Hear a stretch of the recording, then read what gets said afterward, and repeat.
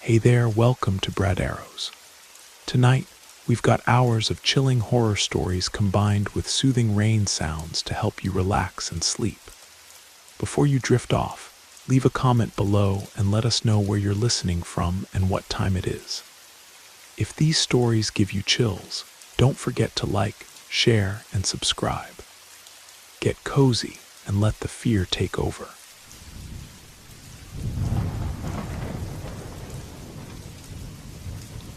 It started with a paintbrush that moved by itself, leaving crimson strokes I never remembered making.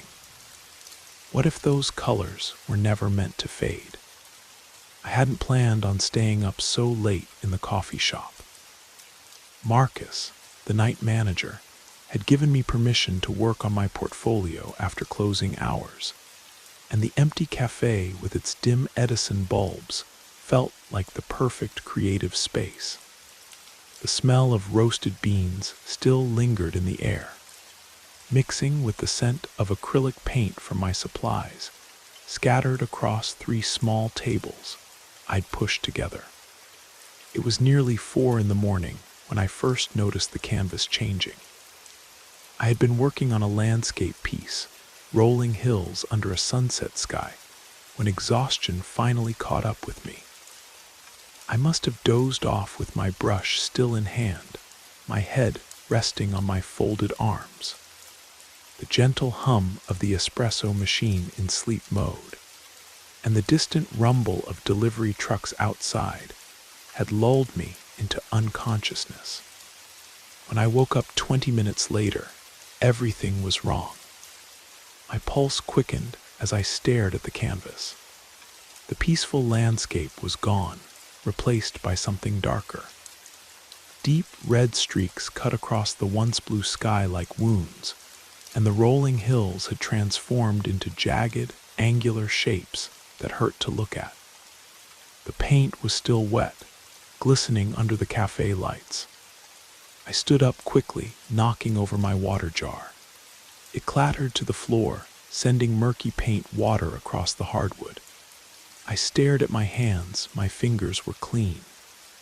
No trace of red paint on them, but my brush, lying beside the canvas, was coated in fresh crimson. Had I painted this while sleeping? Was that even possible? The red marks seemed to pulse with their own rhythm, like a heartbeat captured in paint. I reached for a paper towel to clean up the spilled water, but I couldn't take my eyes off the canvas. There was something hypnotic about those crimson lines, something that made my vision blur if I stared too long. I picked up the brush, intending to paint over the red marks and return to my original landscape. But the moment the bristles touched the canvas, my hand began moving on its own. Slow, deliberate strokes that I wasn't controlling. The brush dragged across the surface, adding more red, deepening the existing marks. I tried to stop, tried to lift the brush away, but my arm wouldn't obey. It was as if someone else was guiding my movements, using my hand as their own. The red paint flowed like liquid fire, creating patterns that seemed almost like writing in a language I didn't recognize. A chill ran through the warm cafe. The heating system had been running all night, but suddenly I could see my breath forming small clouds in the air. The temperature was dropping fast, and with it came a sound I couldn't identify at first, a soft tapping, like fingernails drumming against glass. I finally managed to drop the brush, gasping as if I'd been holding my breath for minutes. The tapping sound was coming from the large front windows of the cafe, but when I looked, the street outside was empty. No one there, just the flickering streetlight casting dancing shadows on the sidewalk. The red marks on my canvas were moving. I watched in horror as the paint seemed to flow and shift, the patterns rearranging themselves into new configurations. What had looked like random streaks moments before were now forming recognizable shapes. eyes, a mouth, the outline of a face that was far too gaunt, far too angular to be human. The tapping at the windows grew louder, more insistent. I turned toward the sound and froze. There was something standing just outside the glass. Tall and impossibly thin, with features that seemed to shift and blur when I tried to focus on them. But the eyes were clear. Bright red eyes that matched the color on my canvas perfectly. I blinked hard, sure I was hallucinating from exhaustion and stress. But when I opened my eyes, the figure was still there. And now it was smiling, revealing teeth that were too sharp, too numerous for any human mouth. The thing outside raised one elongated finger and pressed it against the glass. Where it touched, frost began to spread in delicate patterns, spiraling outward like the red marks on my painting. The cafe grew colder still, and I could hear the windows creaking under some invisible pressure. I grabbed my phone to call for help, but the screen was dead. No power, no signal. The device was ice cold in my hands, so cold it burned my fingers. I dropped it, watching as it shattered against the floor. The figure outside tilted its head, studying me with those burning red eyes. Then it began to walk along the length of the window, its movements fluid and unnatural, like it was floating rather than walking. As it moved, more frost patterns appeared on the glass, spreading faster now, covering the entire storefront. I backed away from the windows, my heart hammering against my ribs. The cafe felt smaller suddenly, the walls pressing in around me. Every shadow seemed to writhe and move, and I could hear whispers coming from the darkness between the tables and chairs. "Let me in," the whispers said, so quiet I almost missed them. "Let me finish the painting." I spun around to face my canvas again. The red face was complete now, staring out at me from the painted surface. Its mouth was moving, speaking words I could feel more than hear. The paint was no longer just on the canvas. It was dripping onto the table, pooling on the floor, spreading like spilled blood. The brushes in my art kit began to rattle and shake. One by one, they lifted into the air, suspended by invisible hands. Red paint appeared on their tips as if by magic, and they began to move toward blank canvases I had stacked nearby. I watched in terror as the floating brushes began to paint. Stroke after stroke, they created more faces, more red eyes, more twisted smiles. The cafe filled with the wet sound of paint on canvas and the scraping of bristles against rough surfaces. The whispers grew louder, coming from all directions now. "Join us," they said. "Take up the brush. Paint yourself into our world." I tried to run for the door, but my feet felt like they were stuck in thick mud.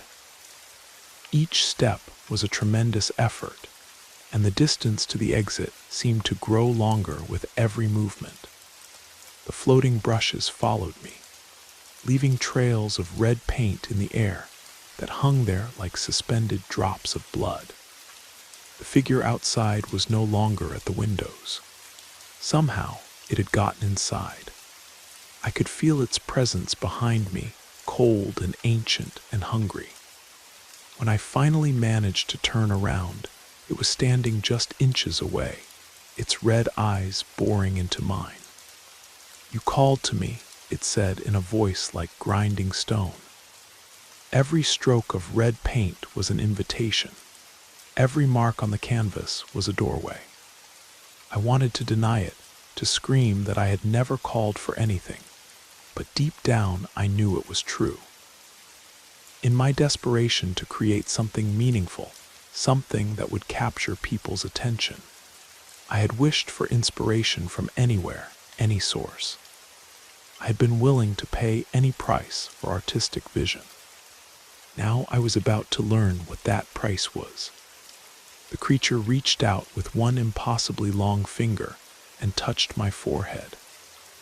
The moment its skin made contact with mine, I felt fire race through my veins. But it wasn't painful, it was exhilarating. Images flooded my mind. Paintings more beautiful than anything I had ever imagined. Artwork that could move people to tears or drive them to madness with a single glance. I could have all of it, all the talent I had ever dreamed of. All I had to do was surrender. The floating brushes moved closer, their red-tipped bristles pointing toward me like accusatory fingers. The painted faces on the canvases watched with hungry eyes, waiting for me to make my choice. I reached for the nearest brush. The moment my fingers closed around it, I felt myself changing. My vision sharpened, colors becoming more vivid and alive than I had ever seen them.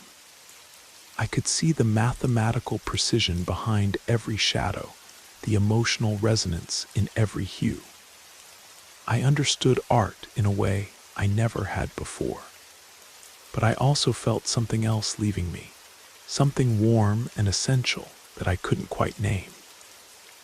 With each brushstroke I made, with each new mark of red paint I added to the growing collection of canvases, I felt more of myself slip away.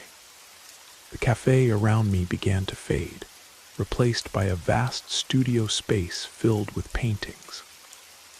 Thousands upon thousands of them, all featuring the same red eyes, the same twisted smiles. And standing among them were the artists who had come before me, pale, hollow-eyed figures who moved with the mechanical precision of marionettes. I tried to stop painting, tried to drop the brush, but my hand no longer belonged to me. It moved with purpose and skill I had never possessed, creating masterpieces that hurt to look at directly. Each painting was a window, and through each window I could see people in the real world stopping to stare, their eyes growing wide with fascination and fear. The creature that had taken me stood behind my shoulder, watching approvingly as I worked. "Beautiful," it murmured. "You have such potential. We will create wonders together, you and I." Days passed, or maybe weeks. Time had no meaning in this place between worlds. I painted endlessly, my new skills growing stronger with each passing hour. But with that growth came a terrible understanding. I was not the first artist to be lured here, and I would not be the last. Every red mark I made on canvas was a beacon, calling out to struggling artists in the real world. Every painting I completed was a trap, waiting to ensnare the next desperate soul who wished for talent they were willing to do anything to obtain. I thought about Marcus, who would find the cafe in the morning transformed into something from a nightmare. I thought about my family, who would search for me and never find any trace. I thought about all the art I would have created in my own time, with my own hands, even if it had never been perfect. But those thoughts grew dimmer with each passing day, crowded out by the intoxicating rush of supernatural inspiration. Soon, I could barely remember my own name, let alone the life I had left behind. The only thing that remained was the endless need to paint, to create, to lure others into this beautiful, terrible place, where art was everything and humanity was nothing. I became one of the pale figures in the studio, my red eyes scanning the endless rows of paintings for the next victim. And when I saw him, a young sculptor desperate for recognition, standing before one of my canvases in a gallery somewhere in the real world, I smiled with too many teeth and began to paint his invitation. The brush moved across the canvas with practiced ease, creating swirls of crimson that would whisper to him in his dreams. Soon, he would follow the same path I had taken. Soon, he would discover that some prices for artistic greatness are too high to pay. But by then, it would be too late to change his mind. The cycle continued, as it always had, as it always would. In the space between worlds, we painted our masterpieces and waited for the next artist brave enough, or foolish enough to answer our call. And somewhere in the real world, Marcus opened the cafe to find nothing but empty tables and chairs, a few broken pieces of pottery, and the lingering smell of paint that no amount of cleaning could ever completely wash away.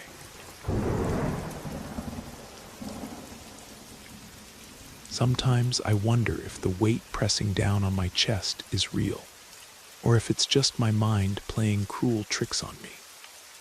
But then I feel it, that familiar chill that follows me wherever I go, no matter how far I drive, no matter how many towns I pass through. It starts as a gentle breeze, barely noticeable. Then it grows stronger, colder, until it becomes impossible to ignore. A presence, a darkness, something hunting me from the shadows. I live in my uncle's old chapel now, perched on a hill overlooking the valley, where the mountain roads twist through dense forests, and the air smells of pine needles and morning mist. It's the kind of place where the wooden pews creak under invisible weight, where every stained glass window seems to watch you, and the altar appears to shift when you're not looking directly at it. Sometimes, in the deep hours before dawn, I hear chanting echoing through the nave, or the soft shuffle of footsteps on stone floors. But when I light a candle and search, nobody's there. Nobody except me. This chapel belonged to Uncle Marcus, a man whose faith had twisted into something darker. There were stories, whispered rumors about the rituals he performed, the ancient books he studied. He was a man who spoke in biblical verses, always referencing things that should have been forgotten, things that should have stayed buried in the past, things he tried to cleanse from his soul, but never could. And now, after his passing, I've inherited this place, inherited his burden too. I didn't want to come here. I didn't want to be trapped in this sacred space, haunted by prayers gone wrong, by whispers of things that were never meant to be spoken aloud. But here I am, trying to understand what happened, trying to ignore the feeling that something unholy dwells here with me. It begins with small signs, the candles flickering without wind, the strange, off-key groaning of the old wooden beams, the freezing spots near the confessional booth, even during the hottest summer days. They say old buildings settle, that it's nothing to worry about, but I can't shake the feeling that it's something more sinister. Sometimes when I'm alone in the vestry, I hear breathing, deep and rhythmic, like someone kneeling in prayer just beyond the door, waiting for me to join them. But when I peer outside, the chapel is always empty. I've tried to dismiss it, telling myself it's just the building, just the wind through broken windows, just my imagination running wild. But deep in my heart, I know it's something else. Something that doesn't belong in this holy place. Something that's been here long before I arrived. The first real warning that something was terribly wrong came one evening, just as twilight painted the mountains purple.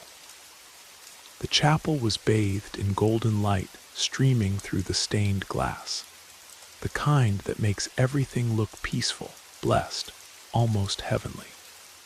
I had just finished sorting through some old boxes in the basement crypt, Uncle Marcus's belongings, items I'd never seen before. Ancient prayer books, yellowed letters in Latin, strange religious artifacts that seemed to pulse with their own energy. I was sitting in the front pew, watching the dying light dance across the crucifix when I heard it. A soft whisper like fabric brushing against stone. I turned, my heart skipping a beat, but there was nothing. The chapel was empty, silent. I told myself it was just the wind again, or maybe the old building settling, but the atmosphere had changed. The space seemed heavier somehow, like it was holding its breath. The silence was thick, oppressive, suffocating. I stood, my legs unsteady, and walked toward the altar. As I reached for the communion rail, I felt it cold, like death itself had passed through me. I froze, my hand gripping the wooden rail, my pulse quickening. And then I heard it again. A soft, barely audible whisper, as though someone were praying just beyond my hearing, too quiet for words but heavy with desperation. The whisper seemed to circle around me like incense smoke, making my skin crawl. "Come closer, my child." I stepped back, my heart pounding in my chest. I had to get out of that chapel. I had to leave. But the heavy wooden doors wouldn't budge. I pulled harder, panic rising in my throat, but it was as if something was holding them shut from the outside. A presence pressing against the doors, keeping me trapped inside this sacred space. My breath came in ragged gasps as I turned to the windows, trying to think of another way out. That's when I saw it, a shadow. It was small at first, just a flicker in the corner of my eye. But then it grew, slowly, stretching across the floor like something alive. It moved with purpose, shifting in ways that no natural shadow should move.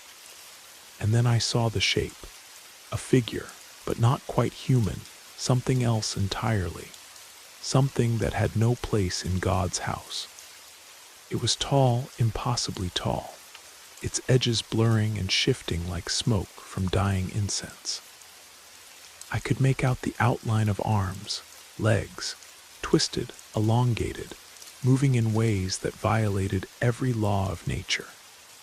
And those eyes, those terrible, hollow eyes, locked onto mine, piercing through the space between us with unholy hunger. I wanted to scream, but no sound came. My voice was trapped in my throat, strangled by the weight of terror.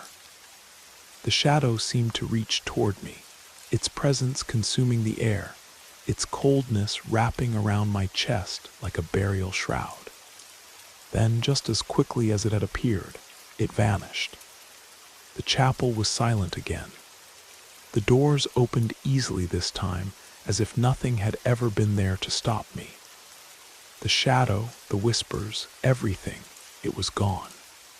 But the feeling of its presence lingered. It wasn't gone. It couldn't be, and that's when I realized something horrifying. The shadow never left.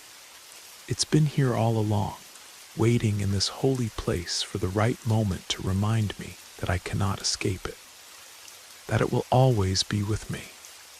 I couldn't find peace that night. The hours stretched endlessly, each tick of the old chapel clock a loud reminder of my isolation. My bed in the small rectory, which had once offered comfort, now felt like a coffin. The shadows in the corners of my room twisted and writhed, bending in impossible angles, as if they had minds of their own. No matter how many times I blinked or rubbed my eyes, they remained, those distorted shapes, lurking just beyond my reach. I tried to convince myself that it was just darkness playing tricks on me, that I was seeing things that weren't there. But deep down, I knew better. I knew what I had witnessed.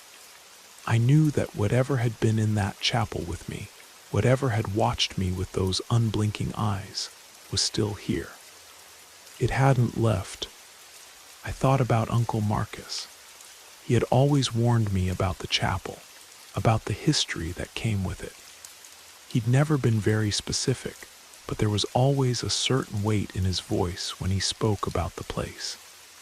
A hint of something he couldn't or wouldn't say. I remember the way his hands would shake when he mentioned the old crypt or the sealed chamber beneath the altar. He always told me to avoid them, that some things were better left undisturbed. But I hadn't listened. I thought I could handle it. I thought it was all just stories, just his way of keeping me from exploring. But now I wasn't so sure. I needed answers. I needed to understand what was happening, what I had seen. Maybe there was something in the chapel, something in the walls that had triggered this presence. Maybe it was tied to the land itself, to something older than Christianity, something buried beneath the foundation stones. I stood up, feeling the cold air settle over me like a heavy blanket. The night was still, almost unnaturally so. No sound of owls in the forest, no rustle of wind through the trees, just the silence, thick and oppressive. The crypt, I had to go back there. I had to see if there was something I had missed, something I hadn't noticed before. I grabbed a flashlight and made my way down the narrow stone steps. The stones were worn smooth by centuries of footsteps, echoing through the empty chapel. Each step seemed louder than the last, as though the building itself was warning me to turn back. But I couldn't. I wouldn't. The door to the crypt was slightly ajar, just as it had been before. I pushed it open, and a wave of stale air hit me. The chamber smelled musty, like incense and old parchment, the smell of forgotten prayers. My flashlight flickered as I stepped inside, casting eerie shadows on the stone walls. The floor was covered with boxes, old chests, and crates, Uncle Marcus's belongings, the things he had hidden away. I began to search through them, pulling open boxes filled with old photographs, letters, and strange religious items. But as I dug deeper, I found something that made my blood run cold, something I hadn't noticed before. It was a small, leather-bound journal, worn at the edges, its pages yellowed with age. There was a cross carved into the cover, but it was inverted, pointing downward. I opened it slowly, my hands trembling. The handwriting inside was desperate, frantic, as though the writer was racing against time to get something down before it was too late. The words were fragmented, half prayers, a jumble of thoughts and confessions.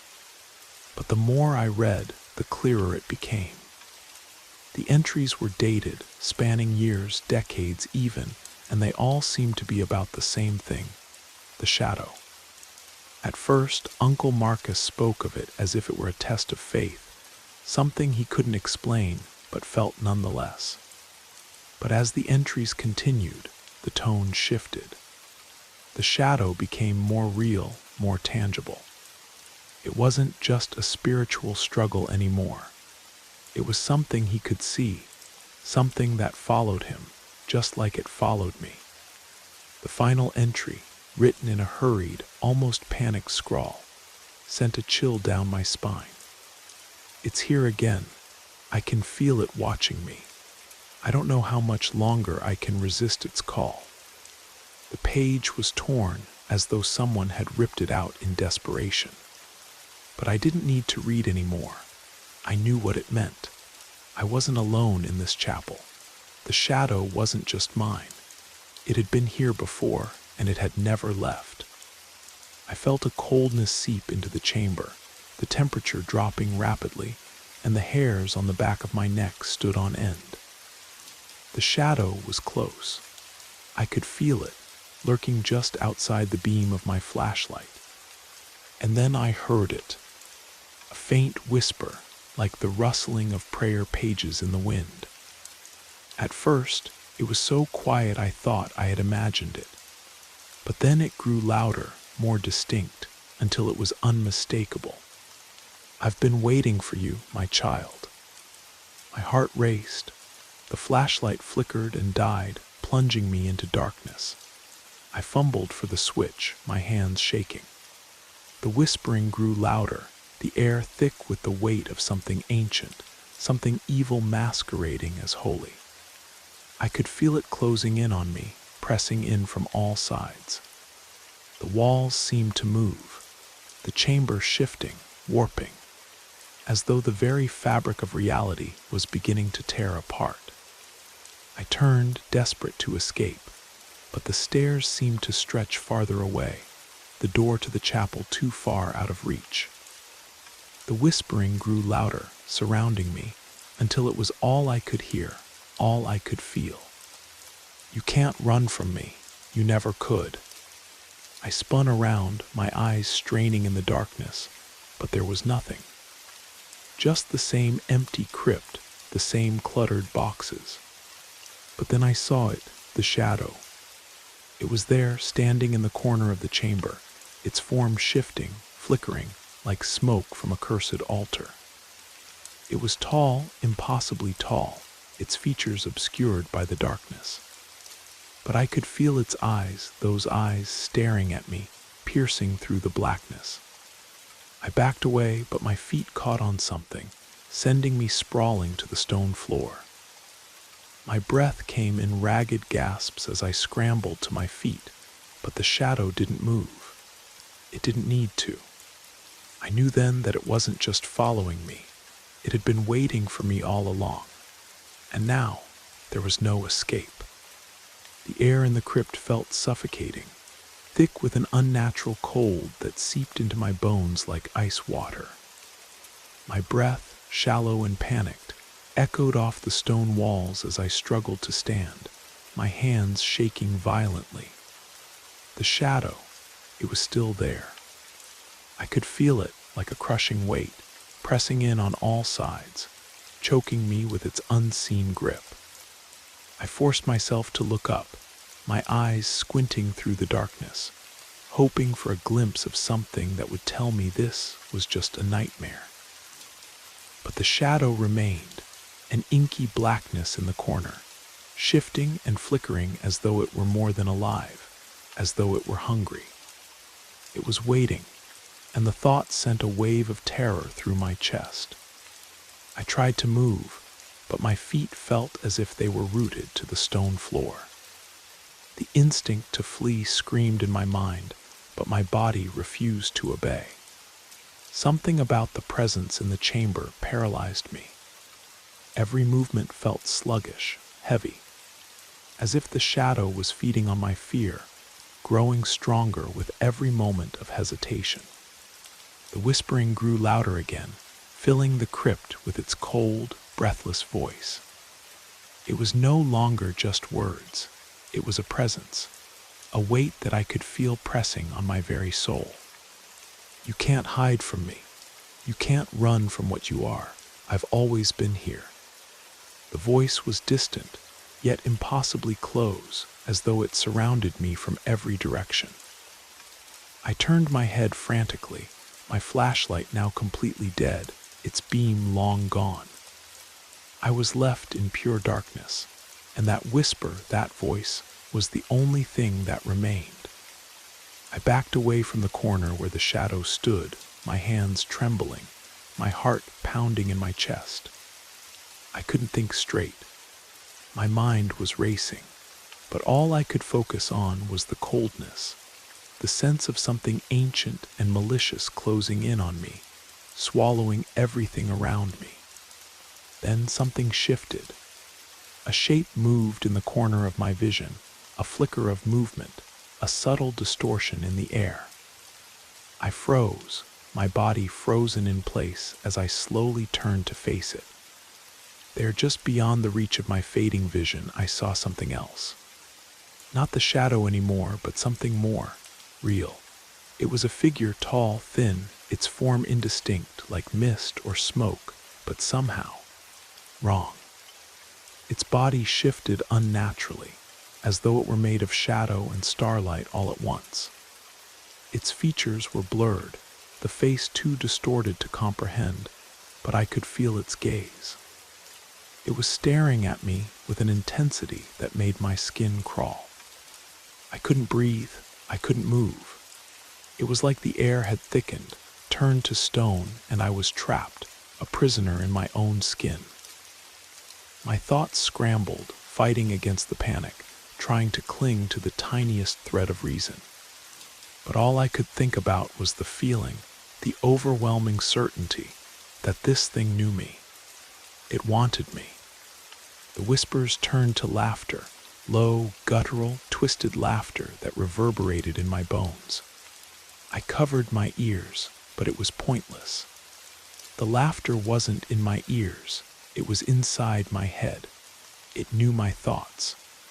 So afraid, so weak, you can't hide from me. My legs finally gave out beneath me, sending me crashing to the stone floor. I couldn't stop shaking, couldn't stop the tears that spilled down my face. I wanted to scream, but my throat was tight, constricted by some invisible force. My vision blurred, my mind hazy with fear. What was it? What was this thing?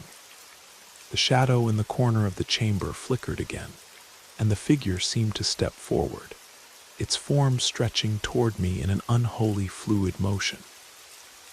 The air grew colder, the temperature plummeting, and I could see my breath now, coming in sharp, panicked gasps. It was coming closer. I had to move. I had to do something. Without thinking, I reached for the nearest object, a rusted old chest that sat forgotten in the corner. My fingers closed around the heavy lid, but as I tried to lift it, something heavy pressed down on my chest, as if the very air itself was trying to keep me down, to keep me in place. I looked back up, hoping for an escape, but the figure was right in front of me now, so close that I could feel the heat of its presence. Its form shimmered in and out of focus, like a mirage, but the sensation of it, the presence of it, was undeniable. My heart thundered in my chest as it reached for me, its long, spindly fingers brushing against my skin. It was ice cold. A jolt of fear shot through me, and I forced my body into motion. I shoved the chest aside and scrambled to my feet, my heart racing, my mind a blur of panic. I could feel the floor beneath me shifting, the walls distorting, the space itself bending in on me. I had to get out of here. I stumbled toward the door, my hands shaking as I fumbled for the handle. The sound of footsteps echoed in the darkness, slow, deliberate, growing closer and closer, until I could feel the presence at my back, the cold breath of the shadow on my neck. Just as my hand closed around the door handle, I felt something grip my shoulder, sharp and unyielding. I spun around, my pulse roaring in my ears, and for a moment I saw it, the face. Or at least, what could be called a face. It was featureless, save for two glowing, pale eyes that stared at me with an intensity that burned into my very soul. Its mouth stretched wide in a twisted grin, a grin that wasn't just unsettling, it was pure malice.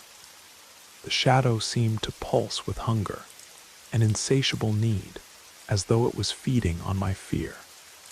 I opened my mouth to scream, but no sound came out. I was frozen, my body unable to move, unable to escape. "You are mine now, my child."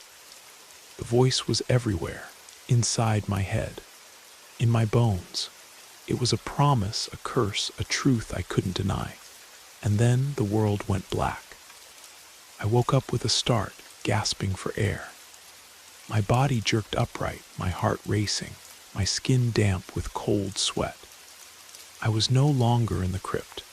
The thick, suffocating darkness had been replaced with the familiar glow of the dim lamp on my bedside table in the rectory. The room was silent, too silent. I swallowed hard, trying to clear the fog from my mind. My pulse hammered in my ears, and I couldn't shake the lingering sensation that something was wrong. Had it been a dream? I reached up to touch my face, feeling the coldness of my skin, the tremble in my hands. The shadow, the figure, that feeling like something was just waiting, watching from the darkness, pressing in on me. It hadn't been a dream. I knew it hadn't been. I looked around my room, my eyes darting nervously to every corner. Nothing. The walls were the same as they had been before, ordinary, safe even. But I could feel it. That oppressive weight that had clung to me in the crypt, it was here now. I took a deep breath, trying to steady myself, but my gaze kept flicking back to the corner by the door.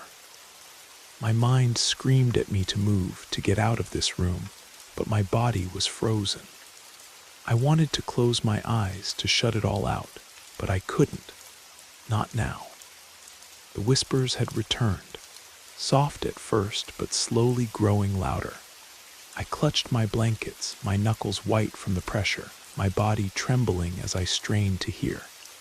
Was I imagining it? No. The voice was real. It was coming from the shadows again. It was never just a dream, my child. I froze. It was as if the voice had crawled into my skull, curling around my thoughts and whispering directly into my mind.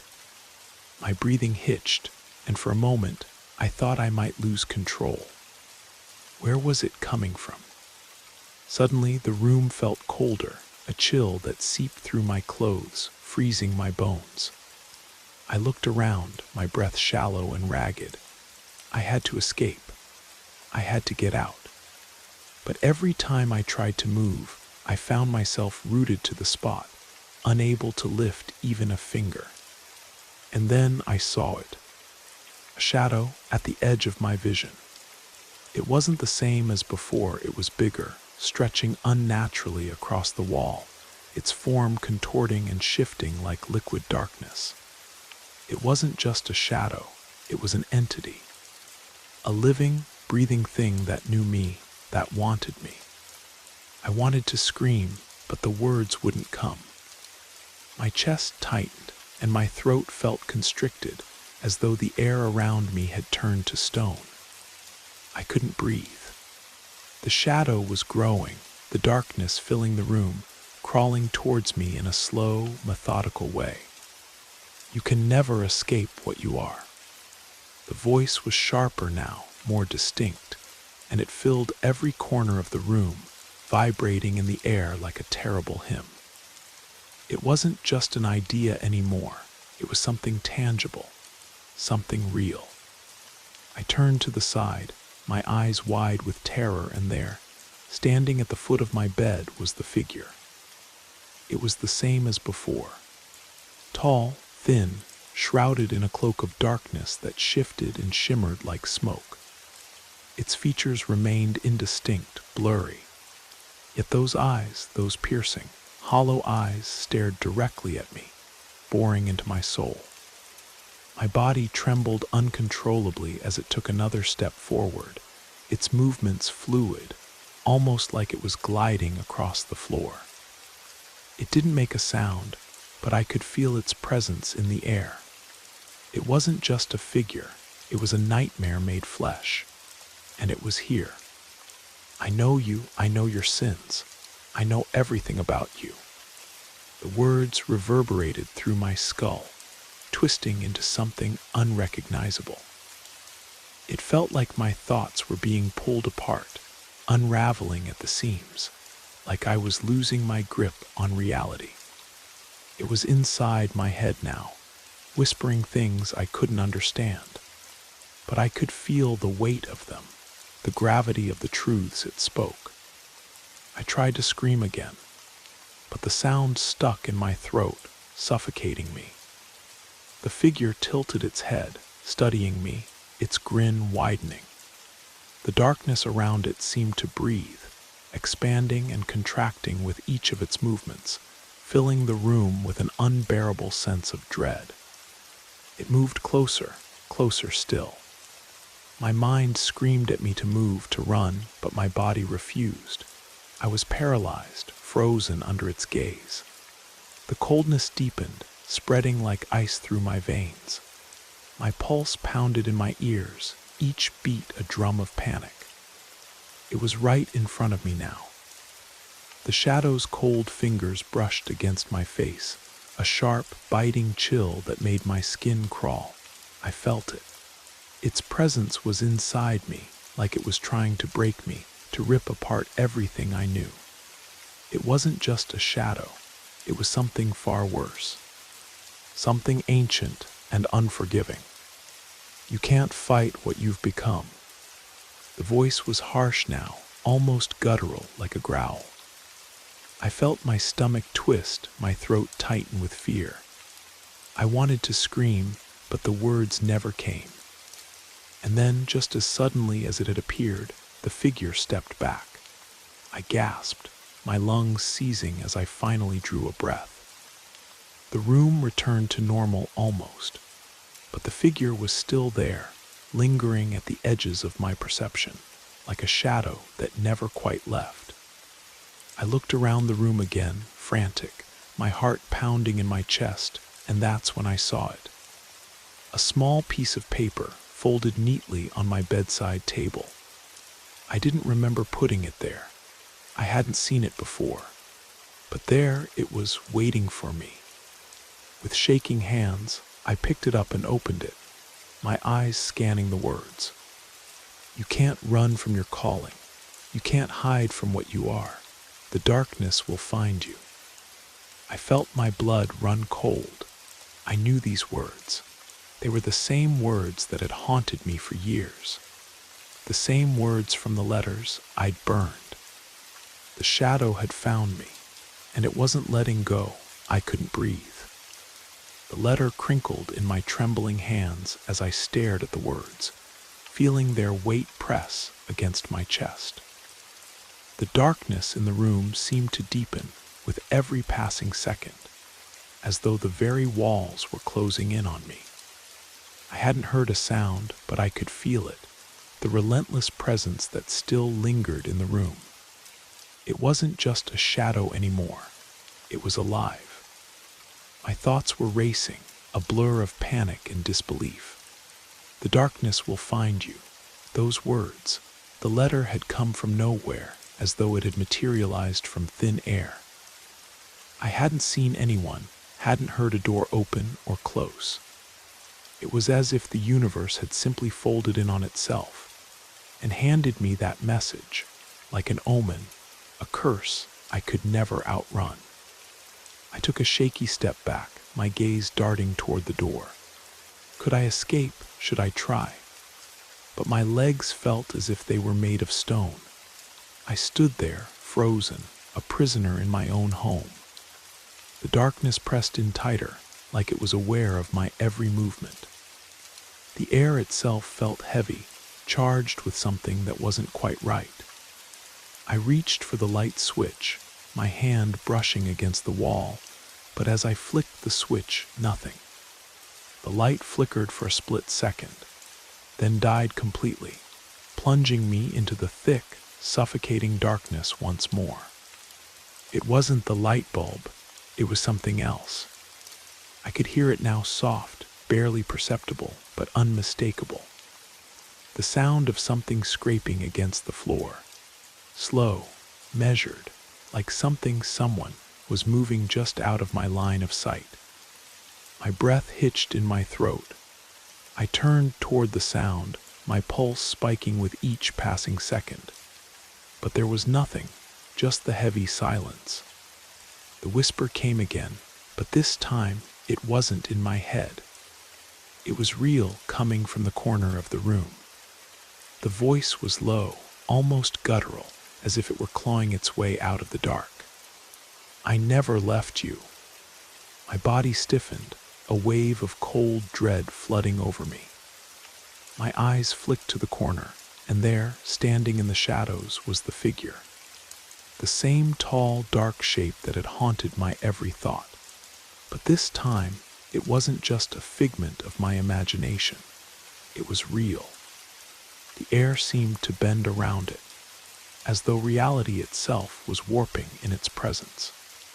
I wanted to scream, but my voice had abandoned me.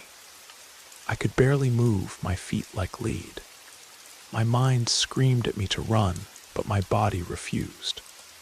The figure stepped forward, its presence more oppressive than ever before.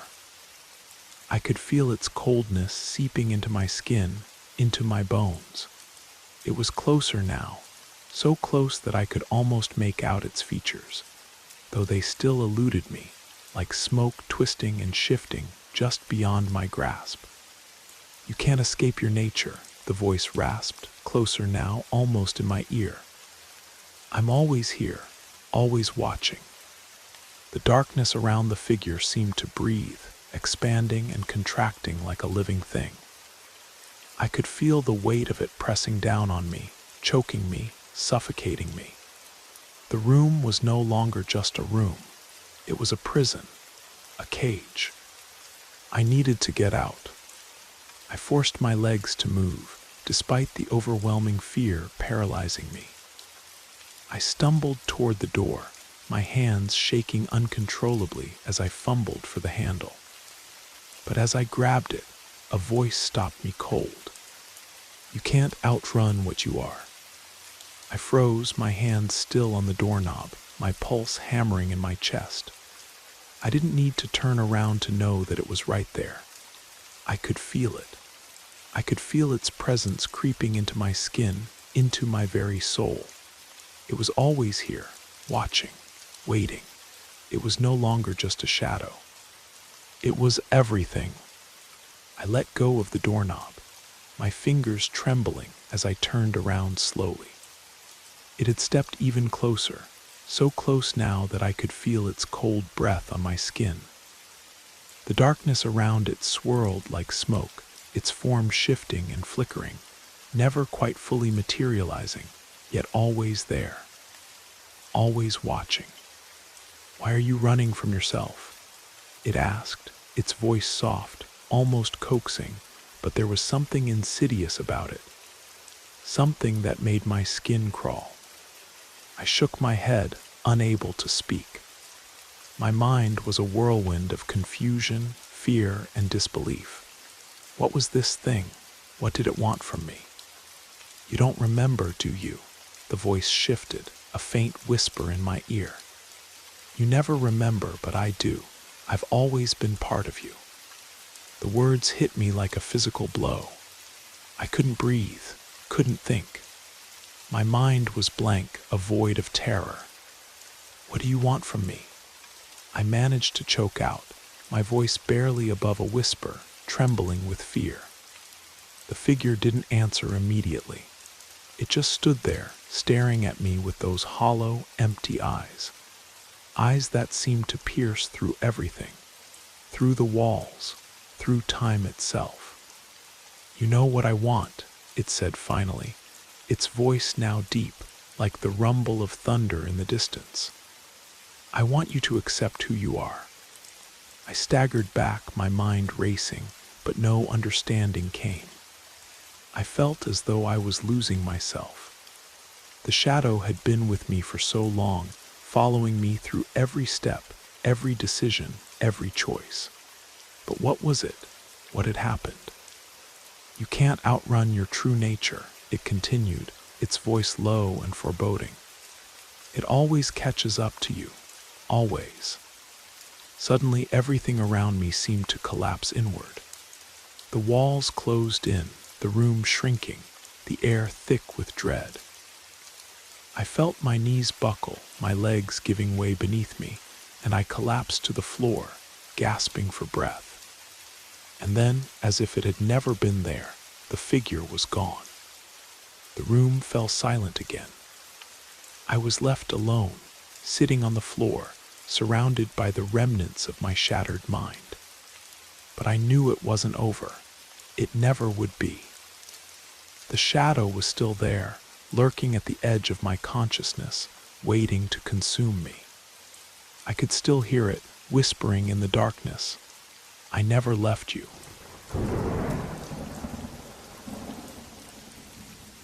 The question came to me on a Tuesday evening. sitting in my living room with a cup of coffee growing cold in my hands. How well do you really know the people who live next door? I never thought such a simple thought would lead me down a path that would change everything I believed about the quiet suburb where I'd lived for the past 3 years. It was one of those crisp October evenings when the air carries the scent of burning leaves and the promise of winter. Streetlights had just flickered on, casting long shadows across the sidewalks lined with maple trees. My house felt different lately, emptier, quieter since Margaret's funeral 2 months ago. The silence had a weight to it, pressing down on me like a heavy blanket I couldn't shake off. I live in Maplewood Heights, one of those planned communities where every house looks almost identical, where neighbors wave from their driveways and kids ride bikes in perfect circles around cul-de-sacs. At least that's what I thought it was, until I started noticing things that didn't add up. It began with small observations about my neighbors, especially Elizabeth Thorne, who lived in the blue colonial across the street. She was always pleasant when we crossed paths, a middle-aged woman with graying hair pulled back in a neat bun, always wearing cardigans and sensible shoes. She'd lived there longer than anyone, people said. She knew everyone's business, but in that harmless, small-town way that made her seem like the perfect neighbor. But lately, I'd been noticing connections that seemed too coincidental. The Millers from down the street had mentioned Elizabeth had helped them find their house 3 years ago. Old Mr. Johnson, who lived 2 doors down, had worked with Elizabeth's late husband at the power plant 20 years back.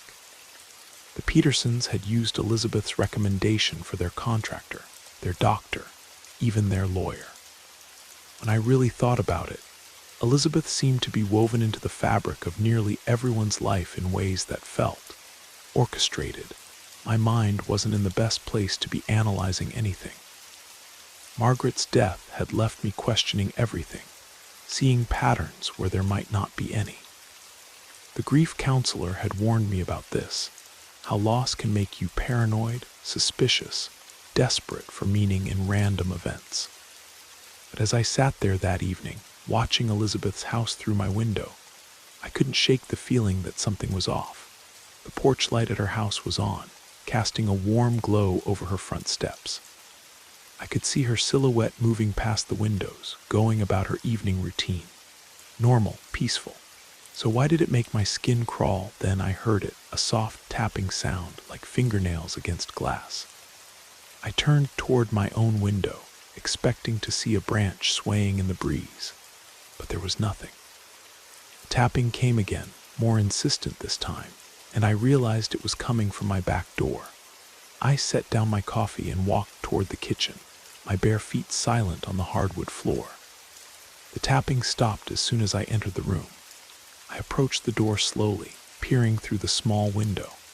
My backyard was empty, just shadows and the faint outline of my garden shed. But something wasn't right. The motion sensor light above the door should have triggered when I approached, but it remained dark. I flipped the switch inside, and the bulb flickered once before dying completely. A chill ran down my spine that had nothing to do with the October air. I tried to convince myself it was just a burned-out bulb, but my heart was racing. I backed away from the door, suddenly very aware of how isolated my house felt. The nearest neighbor was 50 feet away, and with Margaret gone, no one would notice if something happened to me. That's when I noticed the smell, faint but unmistakable. It was floral, like the lavender perfume Margaret used to wear. But Margaret wasn't here anymore. She'd never be here again. I followed the scent to the living room where it seemed strongest near the mantelpiece. Our wedding photo sat there, along with a small vase that had been empty since the funeral. But now there was a single sprig of lavender in it, fresh and purple as if it had just been picked. My hands shook as I reached for it. I hadn't put it there. I was certain of that. The doors were locked, the windows were locked. No one had been in my house. except the lavender was real, solid in my fingers, releasing its familiar scent when I crushed a leaf between my thumb and forefinger. I sank into my armchair, staring at the flower. There had to be an explanation. Maybe I'd bought it and forgot. Maybe Margaret had left it somewhere, and I just now noticed it. Maybe grief was making me forget things, lose time. But even as I tried to rationalize it, I couldn't escape the feeling that someone had been in my house. Someone who knew about Margaret's perfume, who knew what would unsettle me most. I grabbed my phone and scrolled through my contacts, looking for someone to call. But who? The police would think I was crazy. My sister lived 3 states away. My few friends had drifted away after Margaret's death, uncomfortable with my grief. I was alone with this, whatever this was. I decided to check my security system, the cameras Margaret had insisted we install after a break-in scare last year. I pulled up the app on my phone, scrolling through the day's footage. There was me leaving for work that morning, coming home at 6. The mailman, a delivery truck, nothing unusual, but then I saw it. At 3:47 in the afternoon, a figure appeared at my back door. The image was grainy, but I could make out a woman in a dark coat, her face obscured by shadows. She stood there for nearly 5 minutes, just watching the house. Then she moved out of frame. I rewound the footage, trying to get a better look at her face, but the angle was wrong. All I could see was that she was average height, middle-aged, wearing something that looked like a navy cardigan. Like Elizabeth Thorne's cardigans, my heart pounded as I switched to the front camera, scanning the timeline for any sign of her. But there was nothing. She hadn't approached from the street. She'd come from somewhere else, somewhere the cameras couldn't see. I walked to my front window and looked across the street. Elizabeth's house was dark now, her car in the driveway. But I had the strange feeling that she was watching me from behind those dark windows, that she knew I'd found the footage. I needed to know more. I needed to understand what was happening before I lost my mind completely. I opened my laptop and started searching. I typed in Elizabeth's name along with our neighborhood, looking for any information about her. What I found made my blood run cold. Elizabeth Thorne had been involved in a lawsuit 5 years ago. A family had accused her of harassment, of stalking them and manipulating their neighbors against them. The case had been dismissed due to lack of evidence, but the details were disturbing. Family claimed Elizabeth had a pattern of inserting herself into people's lives, gathering information about them, using it to control and manipulate. They'd said she had a particular interest in widows and widowers, people who were isolated and vulnerable, people like me. I dug deeper, searching for more information about the family who'd sued her. The Hendersons. They'd lived in our neighborhood for 2 years before the lawsuit. Then they'd moved away suddenly, selling their house well below market value. I found a news article about their departure. The reporter had tried to interview them, but they'd refused to comment, except to say they were relieved to be getting away from that place. The article mentioned that several neighbors had supported Elizabeth during the lawsuit, saying she was a pillar of the community who'd been unfairly targeted. But now, I wondered, had those neighbors really supported her willingly? Or had Elizabeth cultivated their loyalty the same way she seemed to cultivate everyone else's? I looked up the property records for Elizabeth's house. She'd bought it 15 years ago, right after her husband died. But what caught my attention was the list of previous owners. The house had changed hands 6 times in the 10 years before Elizabeth bought it. That was unusual for a neighborhood like ours, where people typically stayed for decades. Each previous owner had been elderly, and each had died while living in the house. Natural deaths, according to the records, but the pattern was unsettling. I was so absorbed in my research that I didn't notice the knock at my door until it became insistent. 3 sharp raps, followed by a pause, then 3 more. I approached the door cautiously, checking the peephole. Elizabeth stood on my porch, smiling pleasantly.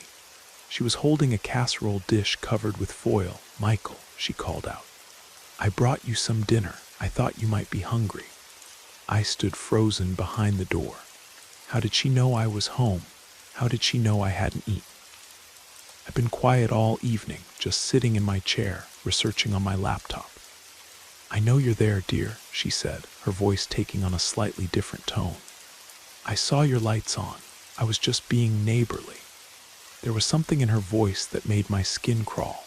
It was still pleasant, still grandmotherly, but there was an edge to it now, a knowing quality that suggested she was aware of exactly what I'd been doing. I couldn't ignore her forever. Part of me wanted to confront her, to demand answers about the footage, about the lavender, about everything I'd discovered. I opened the door, keeping the chain lock engaged. "Elizabeth, it's late, is it?" She glanced at her watch with exaggerated surprise. "Oh my, it's nearly 9, but I thought you might be having trouble sleeping." Since Margaret, she let the sentence hang there, and I felt a surge of anger. She had no right to mention Margaret's name. "I'm fine," I said curtly. "Thank you for the food, but I'm not hungry." "Oh, but you should eat," she insisted, stepping closer to the door. "You've lost weight. I've been watching, I've been concerned about you." The slip was subtle, but I caught it. She'd been watching me. How long? How closely? I said, "I'm fine," I repeated, starting to close the door. Her hand shot out, pressing against the door frame. "Michael, I know you've been having a hard time. The grief, the loneliness. It's natural to start seeing things that aren't there, to become suspicious of people who care about you." My blood ran cold. How did she know about my state of mind? How did she know I'd been seeing things? "I don't know what you're talking about," I said, but my voice sounded weak even to me. "The lavender was a nice touch, wasn't it?" she said softly. "Margaret always loved lavender. She grew it in her garden, didn't she? Right there by the back fence." I stared at her in shock. She knew about the lavender. "You put it there? How did you get into your house?" she finished. "Oh, Michael, you really should be more careful about where you hide your spare key. Under the garden gnome is so predictable." I tried to slam the door, but she was stronger than she looked. She pushed against it, and the chain lock strained against the frame. Now," she said, her voice still calm. "There's no need for hostility. We're neighbors. We should be friends." "Stay away from me," I managed to say, throwing my full weight against the door. The chain snapped, and Elizabeth stumbled backward, catching herself on the porch railing. But she was smiling, and there was something wrong with her eyes. They were too bright, too knowing. "You can't keep running from the truth, Michael," she said. "Margaret's death wasn't an accident, and you know it." The words hit me like a physical blow. Margaret had died in a car accident. A simple, tragic accident on a rainy night. She'd been driving home from her book club when she'd lost control on a curve and hit a tree. "Insane," I whispered. "Am I?" Elizabeth tilted her head, studying me with those two bright eyes. "Have you ever wondered why she was driving home so late? Her book club ended at 8. She should have been home by 8:30. But she didn't crash until after 10. Where was she for those 90 minutes? I couldn't answer. I'd wondered the same thing myself, but the police had said it didn't matter. Sometimes people took the long way home, stopped for coffee, sat in their car to think. It wasn't unusual. "She came to see me," Elizabeth continued. "That night. She was upset about something she'd discovered, something about you, Michael, about your past." "That's not true, isn't it?" Elizabeth stepped closer, and I could smell that same floral perfume I'd noticed in my house. "She found out about Chicago, didn't she? About what really happened to your first wife." The world tilted around me. My first wife, Jennifer, had died 10 years ago, before I'd moved to Maplewood Heights, before I'd met Margaret. It had been a tragic accident, a fall down the stairs in our apartment. I'd been cleared of any wrongdoing, but the whispers had followed me, the suspicious looks, the questions. That's why I'd moved here, to start fresh, to find someone who didn't know about Jennifer, who wouldn't look at me with suspicion and fear. "Margaret didn't know about Jennifer," I said, but my voice was shaking. "Oh, but she did," Elizabeth said sadly. "She hired a private investigator. She was going to leave you, Michael. She was going to expose you." But then she had that unfortunate accident. You're lying. Am I? Elizabeth reached into her purse and pulled out a manila envelope. These are copies of the investigator's report. The same report Margaret had with her that night. The same report that mysteriously disappeared from her car after the crash. I stared at the envelope, my mind reeling. It wasn't possible. Margaret had loved me. She trusted me. She wouldn't have hired an investigator, would she? You killed her, I whispered. Elizabeth's smile widened. Now you're starting to understand. But the beautiful thing is, no one will ever believe you. You're the grieving widower who's been acting strangely since his wife's death. You're the man with a history of losing wives in accidents. Who do you think people will believe? She was right. I could see it clearly now. The way she'd positioned herself in the neighborhood, the way she'd cultivated relationships with everyone. She'd been planning this for months, maybe years. Setting me up, isolating me, making me look unstable. Why? I asked. Because I can, she said simply. Because it's fun. Because watching someone's life fall apart piece by piece is the most exquisite form of entertainment. She stepped back from the door, straightening her cardigan. Sweet dreams, Michael. Tomorrow is going to be a very interesting day. She turned and walked back to her house, leaving me standing in my doorway, shaking with rage and fear. I watched her go, then slammed the door and locked it. Though I knew locks wouldn't keep her out, I looked at the envelope in my hands. Part of me wanted to open it to see what Margaret had discovered. But another part of me was terrified of what I might find, because deep down, in a place I'd tried to forget, I knew Elizabeth was right about one thing. Margaret's death hadn't been an accident, but neither had Jennifer's. I sank into my armchair, staring at the envelope. Outside, I could see Elizabeth's house, dark and quiet. But I knew she was in there, watching me, waiting for me to break. And I realized that I was trapped in a game I didn't even know I was playing, with a woman who held all the cards. The lavender on my mantelpiece seemed to mock me with its innocent beauty, a reminder that even the most familiar places could hide the darkest secrets. I was no longer sure who the real monster was, Elizabeth, with her calculated cruelty and manipulation, or me, with my pattern of dead wives and convenient accidents. All I knew was that one of us wouldn't survive this game, and Elizabeth had a significant head start. What if everything you believed about your life was a carefully constructed lie? That question haunted me for weeks, gnawing at the edges of my sanity. The comfortable reality I had built for myself was crumbling, piece by piece, revealing something far more sinister underneath. I should have ignored the signs, should have dismissed the strange coincidences as paranoid delusions. But curiosity killed more than just cats, and I was already too deep to turn back. It began with subtle anomalies. Delivery truck that appeared on my street every Tuesday at exactly 3:15 in the afternoon, always with the same driver who never seemed to deliver anything. A neighbor I had never seen before suddenly waving at me like we were old friends. Comments on my freelance articles from accounts that had no posting history, no followers, no digital footprint whatsoever. I am Mark Wilson, and I never imagined I would become the center of something this elaborate. As a freelance journalist, I was used to digging into other people's secrets, not having my own life dissected under a microscope. My small apartment in Pine Ridge, Oregon, had been my sanctuary for 3 years. The quiet mountain town was supposed to be my escape from the chaos of city reporting. But tranquility, I learned, could be just as dangerous as chaos. The first real warning came through my laptop.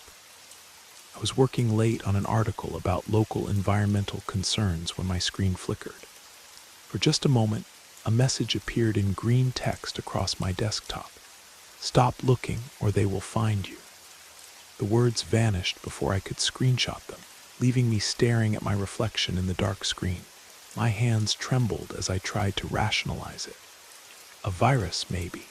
Some kind of malware. But the message felt too personal, too specific. It knew I was looking for something, even though I had not realized I was searching at all.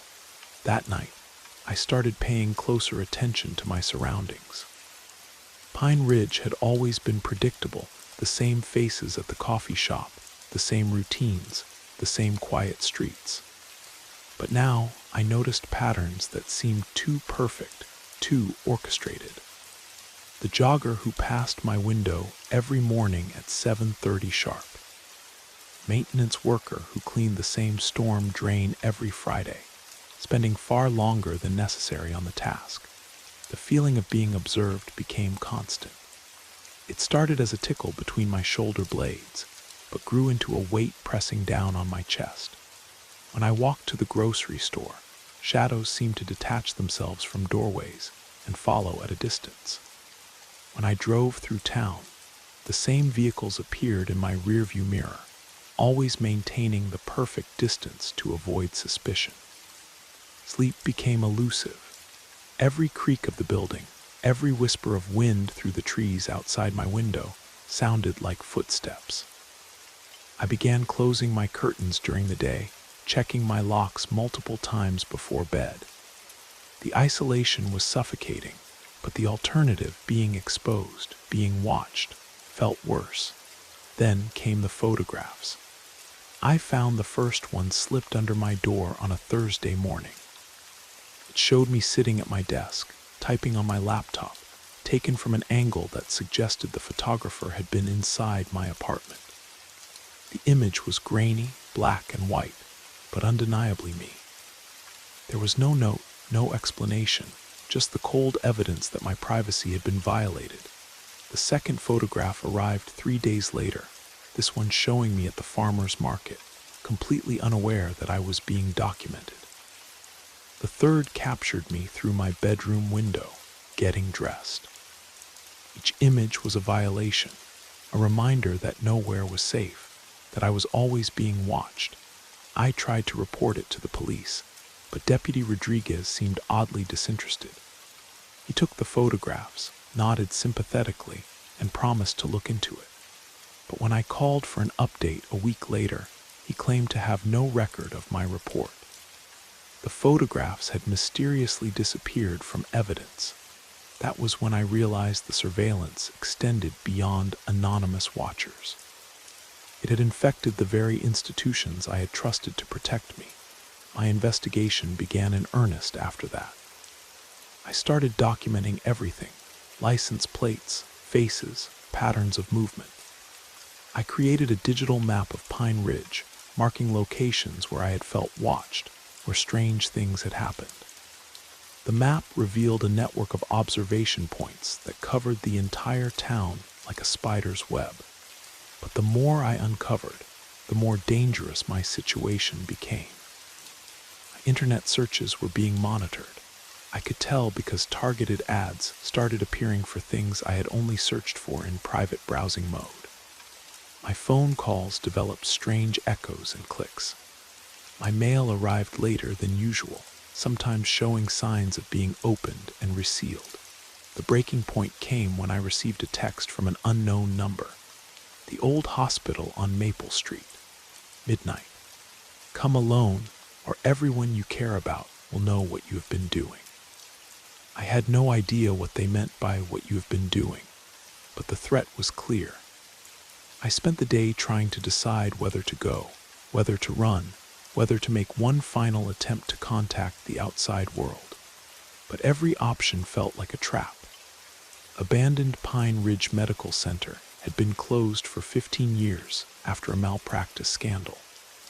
The building sat at the edge of town like a concrete monument to institutional failure. Broken windows stared down at empty parking lots where weeds pushed through cracked asphalt.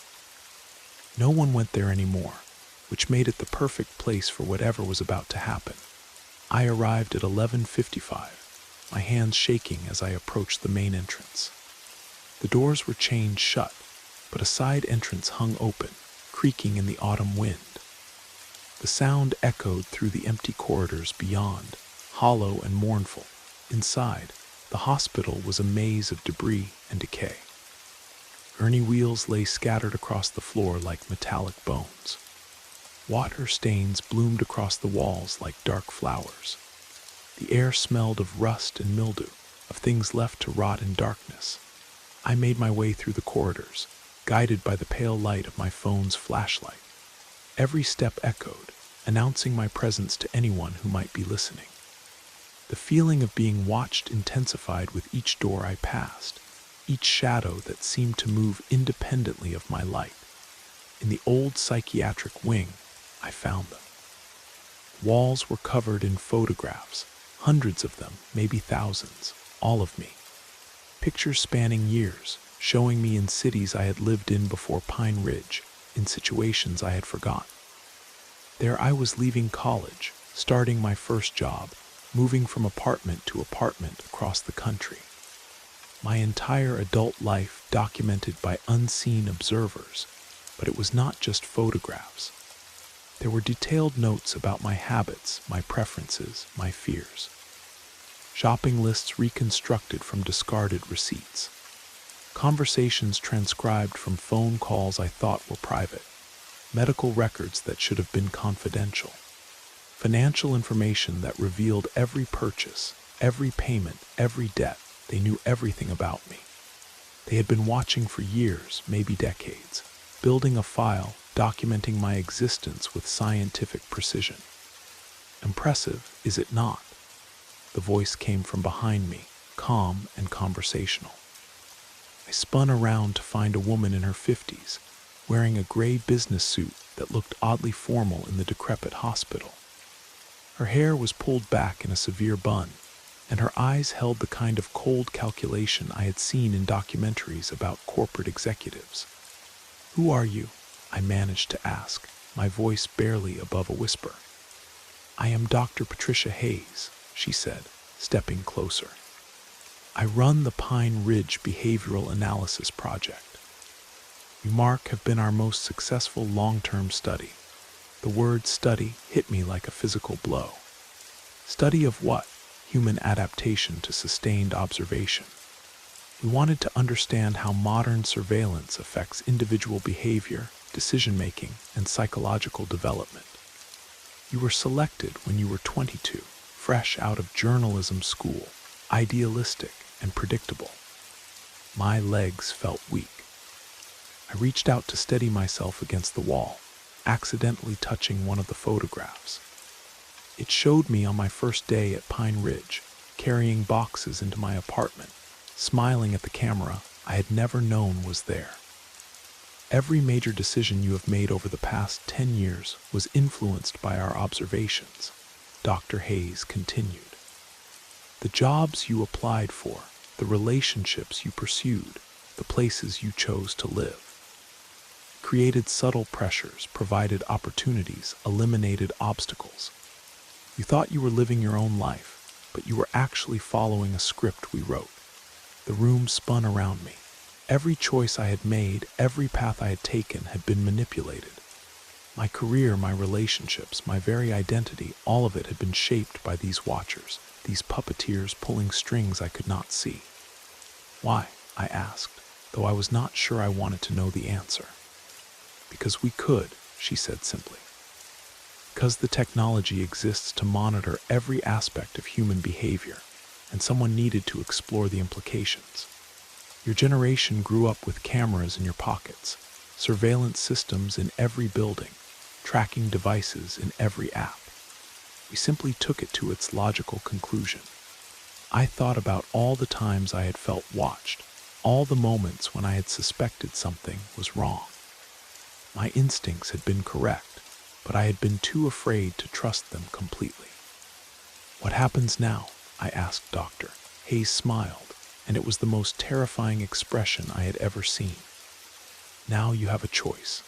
You can continue living your life as you have, knowing that every moment is observed, but accepting the comfort of guided existence. Or you can try to break free, knowing that we will do everything in our power to stop you." I looked around the room at the photographs, at the documentation of my stolen life, at the evidence of my complete lack of privacy.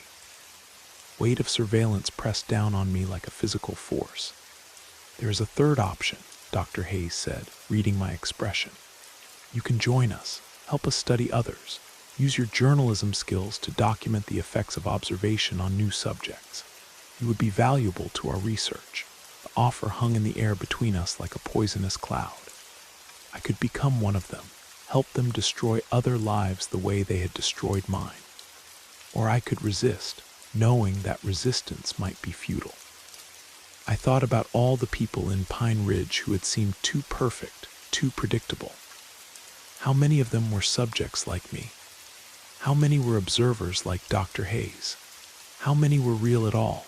"I need time to think," I said. "Of course," Dr. Hayes replied.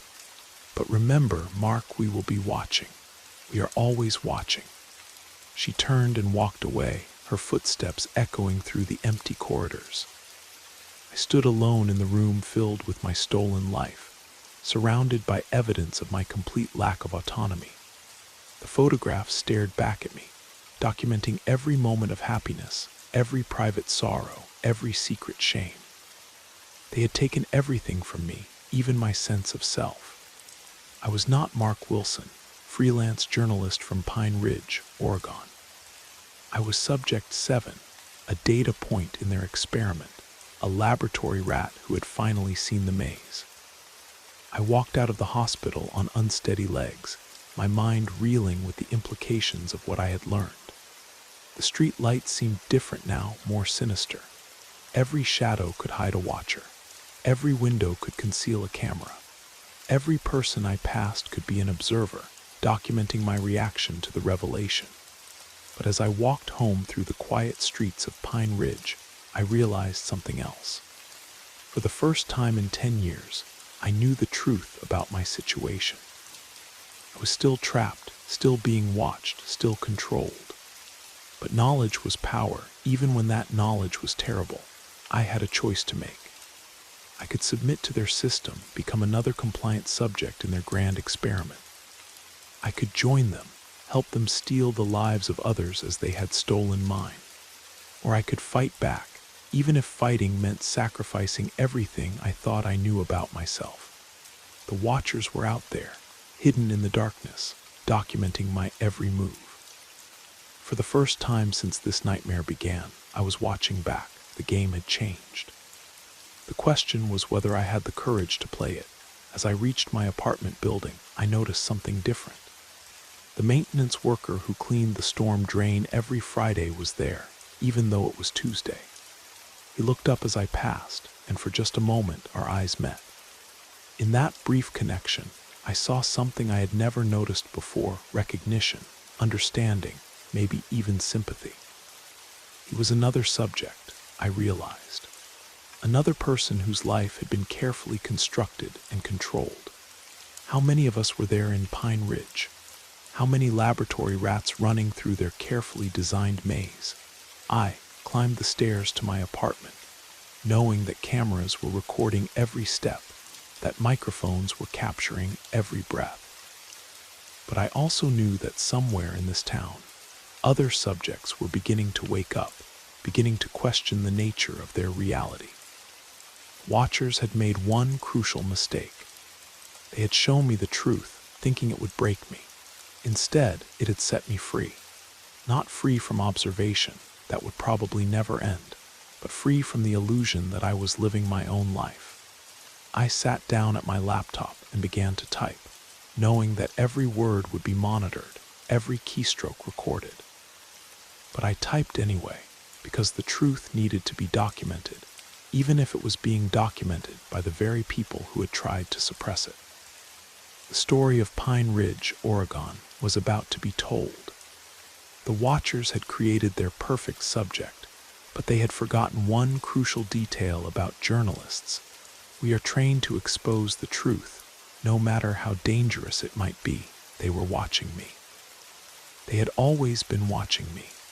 But now, finally, I was watching them back. The real story was just beginning.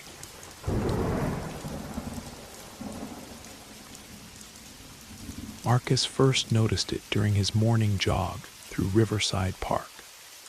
A feeling that someone was matching his pace, step for step, breath for breath. The park stretched for miles along the old railroad tracks, winding through dense woods that the city had preserved for over 50 years. He'd been running this same route every day for 6 months, ever since moving to Portland for his new job at the tech startup downtown. The familiarity of the path had always been comforting, until that Tuesday in October when everything changed. It started as nothing more than a nagging sensation. The kind of feeling you get when you're sure someone's watching you from across a crowded room, but when you turn to look, nobody's there. Marcus would glance over his shoulder during his runs, expecting to see another jogger or maybe a dog walker. But the path behind him was always empty. Just fallen leaves scattered across the asphalt and the occasional squirrel darting between the oak trees. His apartment was a converted loft in the Pearl District, one of those trendy warehouse buildings with exposed brick walls and floor-to-ceiling windows. From his third-floor unit, he could see the park where he ran each morning, the trees forming a green corridor that stretched toward the mountains. He'd chosen this place specifically for the view and the proximity to his running route. But now, standing at those same windows in the evening, the park looked different, darker, like it was hiding something. The sensation grew stronger over the following weeks. During his runs, Marcus would hear the soft rhythm of footsteps behind him, perfectly synchronized with his own. When he sped up, they sped up. When he slowed down, they matched his pace exactly. But every time he stopped and turned around, the path was deserted. The silence would stretch out behind him, broken only by the distant hum of traffic from the city center. One foggy Thursday morning, Marcus decided to test his theory. He was about 2 miles into his usual route when he heard them again, the phantom footsteps. This time, instead of looking back, he came to an abrupt stop and held his breath. The footsteps continued for exactly 3 more beats before they stopped as well. His blood turned to ice. Someone or something had been following him closely enough that it took them 3 steps to react to his sudden stop. But when he spun around, the path stretched empty in both directions, disappearing into the morning mist. That night, Marcus couldn't sleep. He kept thinking about those 3 extra steps, the delay that proved he wasn't imagining things. He lived alone, worked remotely most days, and had made few friends since moving to Portland. The isolation was starting to get to him, but this felt different. This felt real. He tried changing his routine. Instead of running in the early morning, he switched to afternoon jogs. The footsteps followed. He tried running at sunset, then at night under the streetlights that dotted the park at regular intervals. Still, they were there. Always behind him, always matching his pace, but never visible when he turned to look. The breaking point came on a rainy Saturday evening. Marcus had decided to go for a late run despite the weather, hoping the rain might wash away whatever was haunting his daily routine. The park was nearly deserted, just the occasional cyclist hurrying home through the drizzle. He was wearing his noise-canceling headphones, lost in a podcast about true crime when he felt it again. The presence. He pulled out his earbuds and listened. Through the patter of rain on leaves, he could hear them clearly now, wet footsteps splashing through puddles, keeping perfect time with his own. The sound was too deliberate to be an echo, too consistent to be coincidence. Marcus stopped running and stepped off the path, hiding behind a large maple tree. His heart hammered against his ribs as he waited, watching the empty trail. The footsteps continued past his hiding spot, moving at the same pace he'd been running. But there was nothing there. No jogger, no figure, nothing casting the sounds he was hearing. The invisible presence stopped about 20 feet ahead of where Marcus was hidden. The silence that followed was complete except for the gentle rain. Then, slowly, he heard the footsteps turn around and start walking back toward him. Marcus pressed himself against the tree, barely breathing. The sounds grew closer, each footfall clear and distinct on the wet pavement. They stopped directly in front of his hiding spot. He could swear he felt eyes on him, studying him through the darkness. "I know you're there," a voice whispered, so close it seemed to come from right beside his ear. Marcus bolted. He crashed through the underbrush, branches tearing at his running clothes, and didn't stop until he reached the street. When he finally looked back, the park was silent and still. But he knew with absolute certainty that something had spoken to him, something that shouldn't exist. Back in his loft, Marcus triple-checked the locks on his door and pulled the curtains closed over his windows. He tried to convince himself it had been another runner playing a prank, or maybe his mind was finally cracking under the stress of the move and his demanding new job. But deep down, he knew better. The voice had been too close, too intimate. It knew he was hiding. It had been toying with him. That night, Marcus lay in bed staring at the ceiling, listening to every sound the old building made. The heating system clicked and groaned. The elevator hummed as it carried late-night residents to their floors. Rain continued to tap against his windows. Normal sounds, familiar sounds.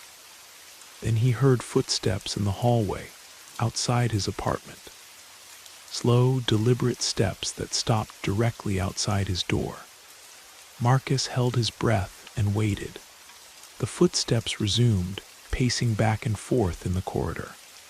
Back and forth for what felt like hours. He grabbed his phone and pulled up the building's security app. The hallway camera showed an empty corridor. No one was there, but the pacing continued, steady and methodical, just outside his door. Marcus threw off his covers and crept to the door, pressing his ear against the wood. The footsteps were so close he could hear the slight squeak of shoe leather with each step. He looked through the peephole and saw nothing but the dimly lit hallway, exactly as it appeared on the security camera. But the sounds didn't stop. Gathering his courage, Marcus unlocked the door and yanked it open. The hallway was empty. The pacing stopped instantly. He stepped into the corridor and looked in both directions. Nothing. Not even another tenant getting a late-night snack or walking their dog. He was about to go back inside when he heard his own voice behind him. "Looking for me." Marcus spun around. Standing at the other end of the hallway was a figure that looked exactly like him. Same height, same build, wearing the same pajamas he had on. But the expression on its face was wrong, too knowing, too cruel. And its eyes were completely black, like holes cut into reality itself. "What do you want?" Marcus whispered, his voice barely audible. The other Marcus smiled, and when it spoke, its voice was an exact match for his own. "I want what you have, your life, your routine, your comfortable little existence. You've been so predictable, Marcus, so easy to follow." The thing that looked like him started walking closer, its bare feet making no sound on the carpeted hallway floor. Every morning at 7:15, you lace up those blue running shoes. Every evening at 6:30, you order dinner from the Thai place downstairs. Every night at 11, you check your locks twice before bed. So wonderfully consistent. Marcus backed toward his apartment door, his hand fumbling for the handle. You're not real. This isn't happening. Oh, but I am real, the doppelganger said, still advancing. I've been real for weeks now, growing stronger every time you acknowledged my presence. Every time you looked over your shoulder, every time you stopped to listen for my footsteps, you fed me a little more of yourself. The door handle was in Marcus's grip now, but when he tried to turn it, it wouldn't budge. His own apartment had locked him out.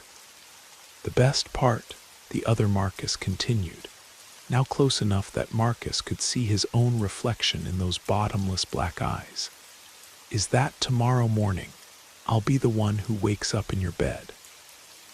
I'll be the one who goes to work at your computer, who answers your phone, who lives your life. And you, well, you'll be the echo, the shadow, the footsteps that no one can see.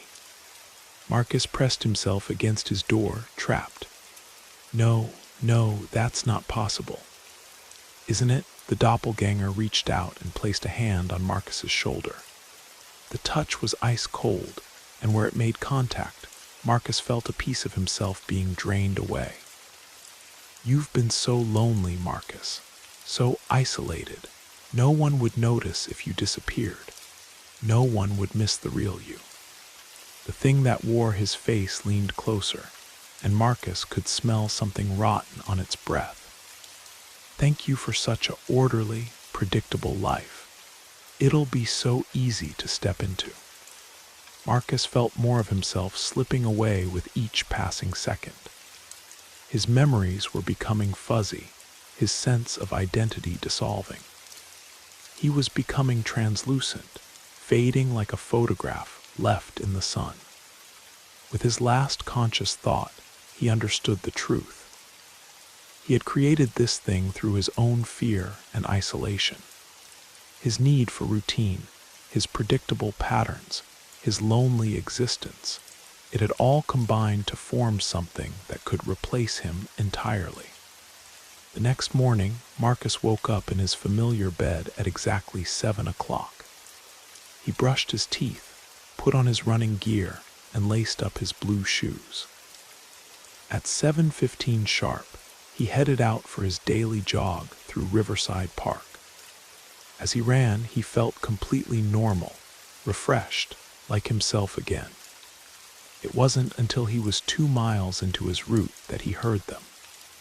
Footsteps behind him, matching his pace perfectly. When he looked over his shoulder, he saw a translucent figure running in his exact footsteps, a faded version of himself, barely visible in the morning light.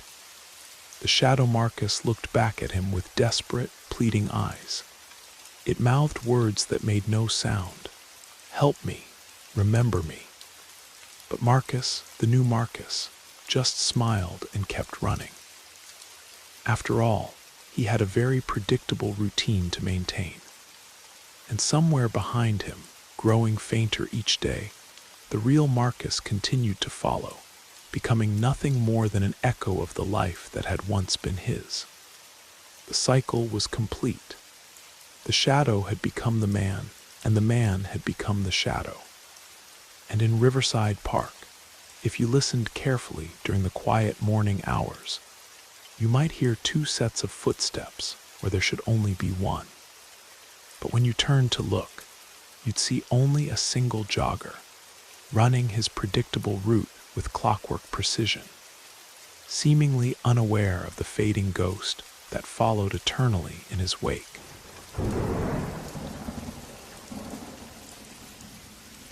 The question came to me on a Tuesday morning while I was organizing returned books at the Pine Ridge Public Library. Simple enough, really. But like a splinter under the skin, it worked its way deeper until I couldn't ignore it anymore. What if everyone in this town was keeping the same secret? Pine Ridge had always been the kind of place where nothing ever happened. Nestled between rolling hills and dense forests in central Oregon, it was home to maybe 3,000 souls who minded their own business and liked it that way. The kind of town where the biggest news was usually Mrs. Patterson's prize-winning roses or the high school football team making it to regionals. I'd lived here my whole life, working at the library since college, and I thought I knew every street, every family, every story worth telling. But stories have a way of hiding in plain sight. The first sign something was wrong came during my evening walk home. I'd taken the same route for years, cutting through Maple Street past the old Victorian houses that had stood since the town's founding. The autumn air was crisp, leaves crunching under my feet when I heard it, a sound that didn't belong, not the usual rustle of small animals or the distant hum of traffic on the highway. This was different, deliberate. I stopped walking, straining to listen. The sound came again from somewhere behind the Peterson house. A soft scraping like metal against wood, then silence. The kind of silence that feels heavy, loaded with possibility. I stood there for what felt like hours but was probably only minutes, waiting for the sound to repeat. When it didn't come, I shrugged it off and continued home. But the feeling lingered, that sense of being observed, of eyes tracking my movement through the familiar streets. That night, sleep eluded me. I lay in bed listening to the sounds of the night, picking apart each creak and sigh of my old house.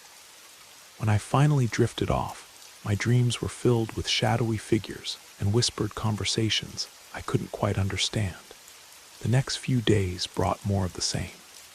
Small things that individually meant nothing, but together painted a picture I didn't like. Mr. Henderson, who usually waved from his porch every morning as I walked to work, suddenly seemed to avoid eye contact.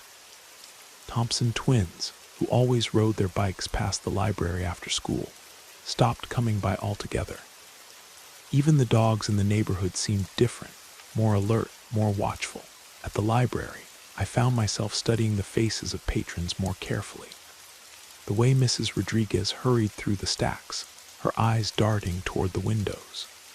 How young Tommy Walsh fidgeted in his chair during story time, as if he couldn't wait to leave. The subtle tension in conversations that died too quickly when I approached. It was like watching a play where all the actors had forgotten their lines, but were desperately trying to improvise their way through. The break came on a Thursday evening. I was walking home later than usual, having stayed to help with the monthly book club meeting. The streets were quieter, most families already settled in for dinner. As I passed the old Brennan garage, I noticed the lights were still on in the office window. Eddie Brennan's truck was parked outside, along with another vehicle I didn't recognize. Dark blue sedan with tinted windows, something about the scene felt off. Eddie usually closed the garage by 6, and it was well past 8. I slowed my pace, curiosity getting the better of me. Through the grimy office window, I could see 2 figures. One was definitely Eddie, his broad shoulders and work clothes unmistakable. The other was a stranger, tall, wearing a suit that seemed out of place in our blue-collar town. I couldn't hear their conversation, but their body language spoke volumes. Eddie was agitated, gesturing with his hands, his face flushed. The stranger remained perfectly still, radiating an authority that made my skin crawl. When Eddie suddenly stood up, knocking over his chair, I instinctively stepped back into the shadows. The stranger rose as well, and even from my hiding spot, I could see the menace in his posture. He reached into his jacket and pulled out something that made Eddie freeze. Not a weapon, but an envelope. He placed it on the desk and spoke a few words that made Eddie's shoulders slump in defeat. I watched as the stranger left the office, his movements precise and unhurried. He got into the sedan without looking back, and I heard the engine purr to life. As the car pulled away, I caught a glimpse of the license plate. It wasn't local. Not even from Oregon. Eddie remained in the office for several more minutes, staring at the envelope. When he finally moved, it was to lock it in his desk drawer. turned off the lights and left through the back door, avoiding the main street entirely. I stayed hidden until I was sure he was gone, then made my way home with more questions than answers. What had been in that envelope? Why had Eddie looked so defeated? And why was a stranger in an expensive suit conducting business in our quiet town after hours? Sleep didn't come easily that night either. I found myself at the window, watching the empty street, half expecting to see that dark sedan cruise by. The morning finally arrived. I was exhausted but determined. I needed to know what was happening in Pine Ridge, and I was going to start by talking to the one person who might have answers. Dorothy Walsh had lived on Elm Street for over 40 years. She taught at the elementary school for most of that time and knew everyone in town. If anyone would notice changes in the community, it would be her. I found her in her garden, tending to her late-blooming chrysanthemums.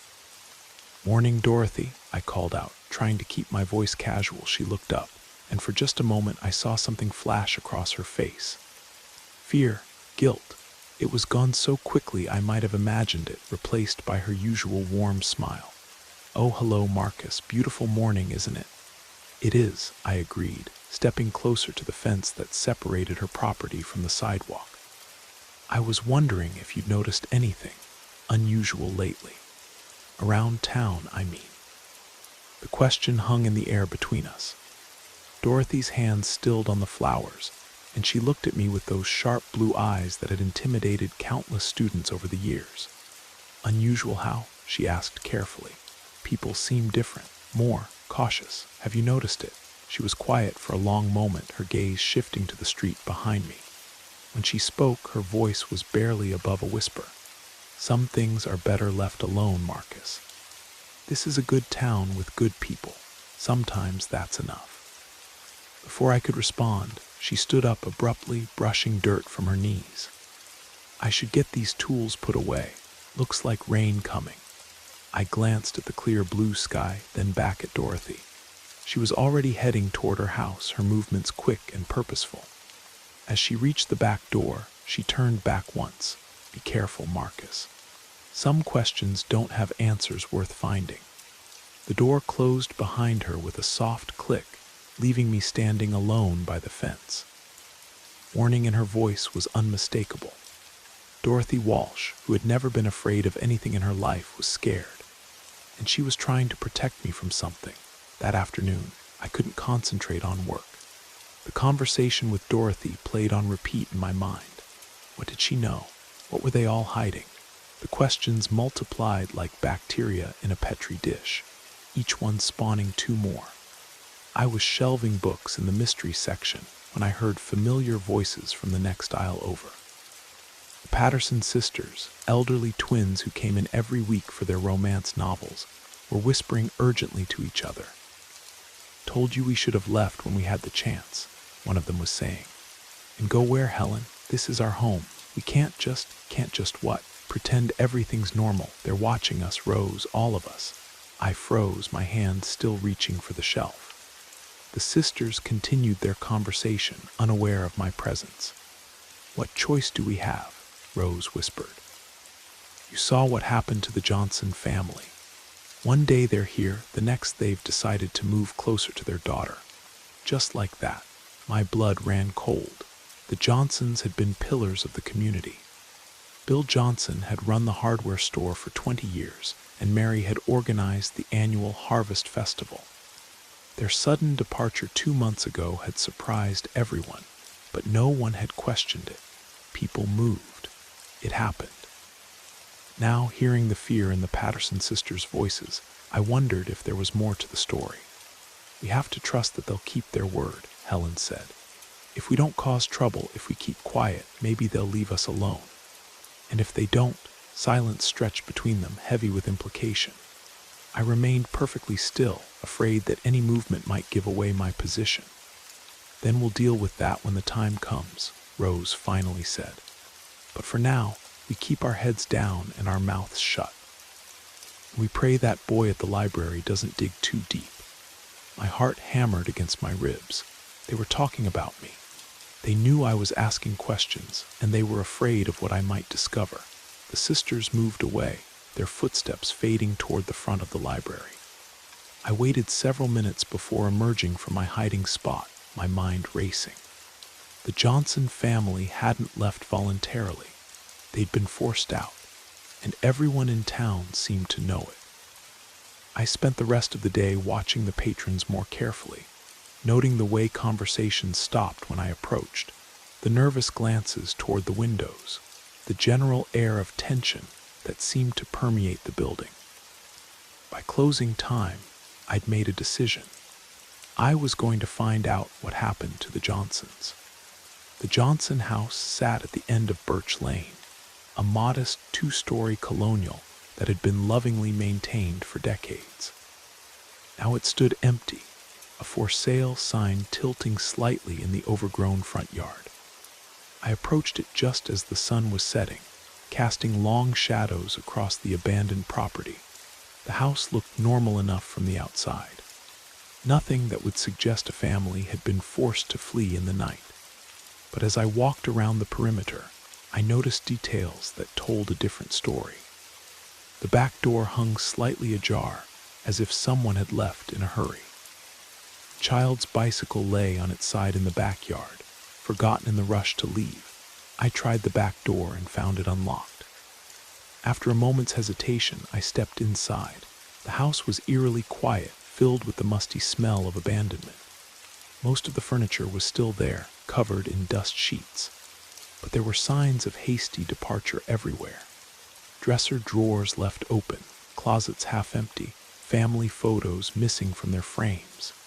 In the master bedroom, I found what I was looking for. A suitcase lay open on the bed, half packed with clothes. On the nightstand, a note written in Mary Johnson's careful handwriting. Emergency contact, Olivia Church, Pine Ridge Gazette. If something happens to us, she'll know what to do. Olivia Church. I knew the name. She was the young journalist who started working for the local paper about 6 months ago. An outsider, like me in many ways. If the Johnsons had trusted her with their safety, maybe she was the one person in town who wasn't part of whatever conspiracy had taken root in Pine Ridge. I pocketed the note and left the house, my heart pounding with excitement and fear. Finally, I had a lead. Someone who might have answers to the questions that were driving me slowly insane. The Pine Ridge Gazette occupied a narrow building on Main Street, squeezed between the pharmacy and the old movie theater. Lights were still on when I arrived, despite the late hour.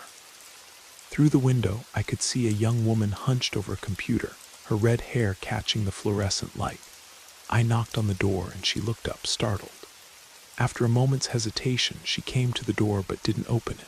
"We're closed," she called through the glass. "I'm Marcus Gale from the library. I found something you need to see." She studied me for a long moment, then unlocked the door. "You're the one asking questions about the town." Wasn't a question. She knew who I was, knew what I'd been doing. I nodded, pulling out the note from the Johnson house. "I found this tonight. Mary Johnson wrote it before they left." Olivia's expression changed as she read the note. Without a word, she stepped aside and let me enter. The newspaper office was cramped and cluttered, filled with the organized chaos of a working journalist. She gestured to a chair across from her desk. "How much do you know?" she asked, settling into her own chair. "Almost nothing. But I know something's wrong. I know people are scared. And I know the Johnsons didn't leave voluntarily." She nodded slowly. "You're right, they didn't, and they're not the first family to be relocated in the past year." The word hit me like a physical blow. Relocated, not moved, relocated. "What's happening here, Olivia?" She was quiet for a long moment, weighing her words. When she spoke, her voice was barely above a whisper. "Have you ever heard of the Meridian Group?" I shook my head. "Private development company. Very private. They specialize in what they call community optimization. They move into small towns, identify what they see as problems, and solve them. Problems, people who don't fit their vision of an ideal community. Families who ask too many questions. individuals who might cause trouble for their plans. The pieces were starting to fall into place, forming a picture that made my stomach turn. They're cleaning house, getting rid of anyone who might oppose them. Exactly, and they're very good at it. They don't use force, at least not usually. They use pressure. Economic pressure, social pressure, legal pressure. They make life so uncomfortable that people choose to leave. But why Pine Ridge? What do they want here? Olivia turned to her computer and pulled up a map of the area. Look at this. Pine Ridge is perfectly positioned between the coast and the mountains.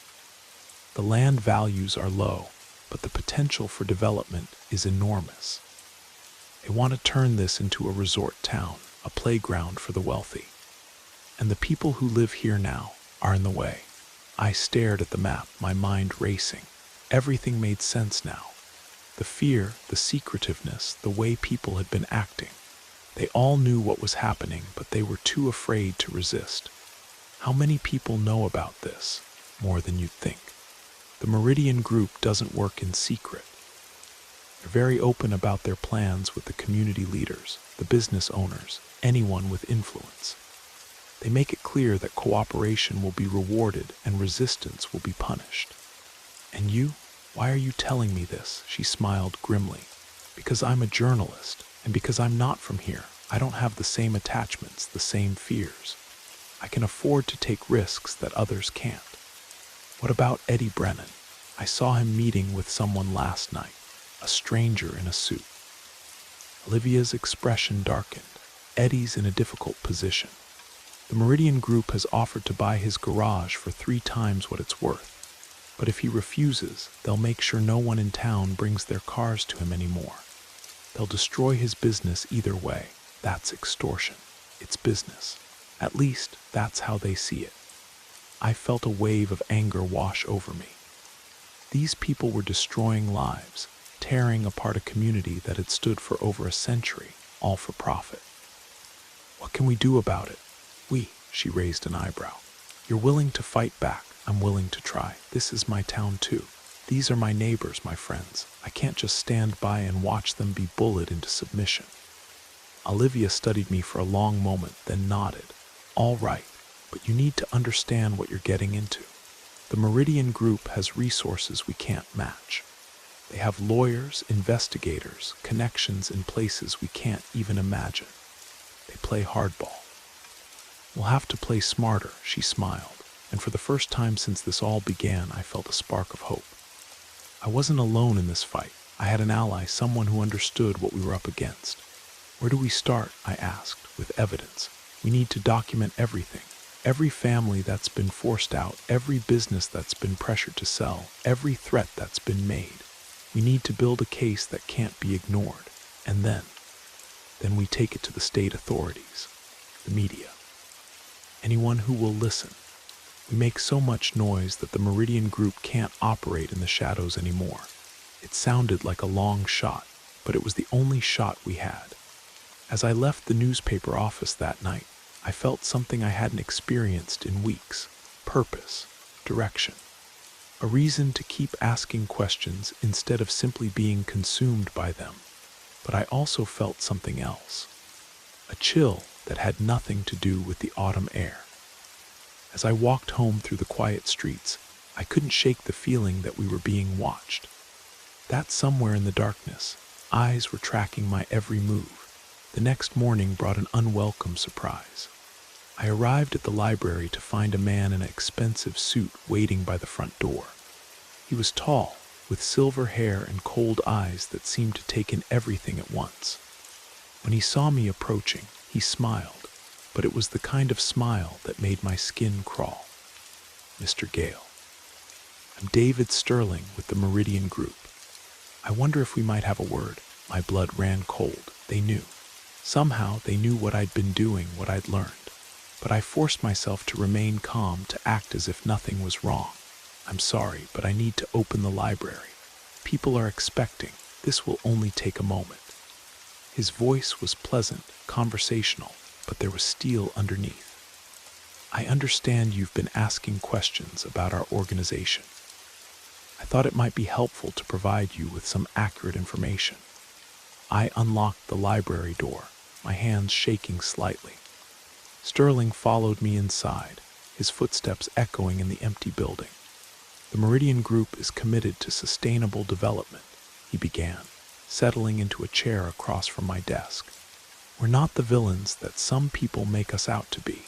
We're simply investors who see potential in communities like Pine Ridge, and the families who have been forced to leave. His smile never wavered. No one has been forced to do anything, Mr. Gale. We make fair offers for property, and people are free to accept or decline. If they choose to relocate, that's their decision. The Johnson family didn't have a choice. The Johnsons were facing significant financial difficulties. We helped them resolve those difficulties in exchange for their property. Everyone benefited. I stared at him, amazed by his ability to make extortion sound like charity. And if I continue asking questions, then you'll continue to receive accurate information from me personally. I believe in transparency, Mr. Gale. I have nothing to hide. He stood up, straightening his tie. I should mention that we're always looking for community partners, people who understand the benefits of progress, who want to be part of Pine Ridge's bright future. The compensation can be quite generous. The offer hung in the air between us. Join them, and I'd be rewarded. Oppose them, and I'd face the same fate as the Johnsons. The choice was mine. I'll keep that in mind, I said carefully. I'm sure you will. He reached into his jacket and pulled out a business card. My direct number. Feel free to call if you have any questions at all. After he left, I sat in my office for a long time, staring at the card. The threat had been subtle but unmistakable. They knew about me, knew what I was doing. They were giving me one chance to back down before things got unpleasant. I picked up the phone and dialed Olivia's number. They made contact, I said when she answered. Sterling himself. He knows what we're doing. I was expecting that. Are you still in? I looked around the library at the shelves full of books, at the community bulletin board covered with announcements for local events. This was my life, my home, my responsibility. I'm still in. Good, because I've found something. Something that changes everything. We met at the old cemetery on the outskirts of town, a place where we could talk without being overheard. Olivia was waiting by the gate, a manila folder in her hands. I've been digging into the Meridian Group's other projects, she said without preamble. Towns they've developed in the past. The pattern is always the same. They move in, pressure people to sell, then develop the land into luxury resorts or exclusive communities. That's what we expected. Here's what we didn't expect. She opened the folder, revealing a series of photographs. This is Millbrook, Connecticut. The Meridian Group developed it 5 years ago, and this is Riverside, Montana, 3 years ago. The photos showed beautiful, pristine communities, manicured lawns, expensive houses, perfectly maintained streets. But there was something unsettling about them. They looked artificial, like movie sets. They're not just displacing people, Olivia continued. They're erasing them. These places have no history, no character, no soul. They're just expensive shells for wealthy people who want to play at small-town life. How many people were displaced? In Millbrook, 800 families. In Riverside, over 1,000. And once the Meridian Group was finished, there were maybe 200 residents total. All of them wealthy, all of them hand-picked by the company. The scope of what we were facing hit me like a physical blow. This wasn't just about Pine Ridge. It was about the systematic destruction of small-town America, one community at a time. There's more, Olivia said. I found records of people who tried to fight back. Families who refused to sell, community leaders who organized resistance movements. What happened to them? They disappeared. Not literally, but from the public record. Their businesses failed, their mortgages were foreclosed, their children were denied college admissions. The Meridian Group doesn't just buy property. They buy influence, leverage, power. I felt a chill that had nothing to do with the autumn air. We're in over our heads, aren't we? Completely. But that doesn't mean we give up. It means we have to be smarter, more careful. We can't fight them head on, but we can expose them, make their tactics public, document their methods, and hope someone with more power than us decides to act. It's a long shot, but it's the only shot we have. We spent the next hour going through the files, documenting the Meridian Group's history of community destruction. The evidence was overwhelming, but it was also circumstantial. We had patterns but not proof, suspicions but not facts. As we prepared to leave, Olivia grabbed my arm. "Marcus, you need to be careful.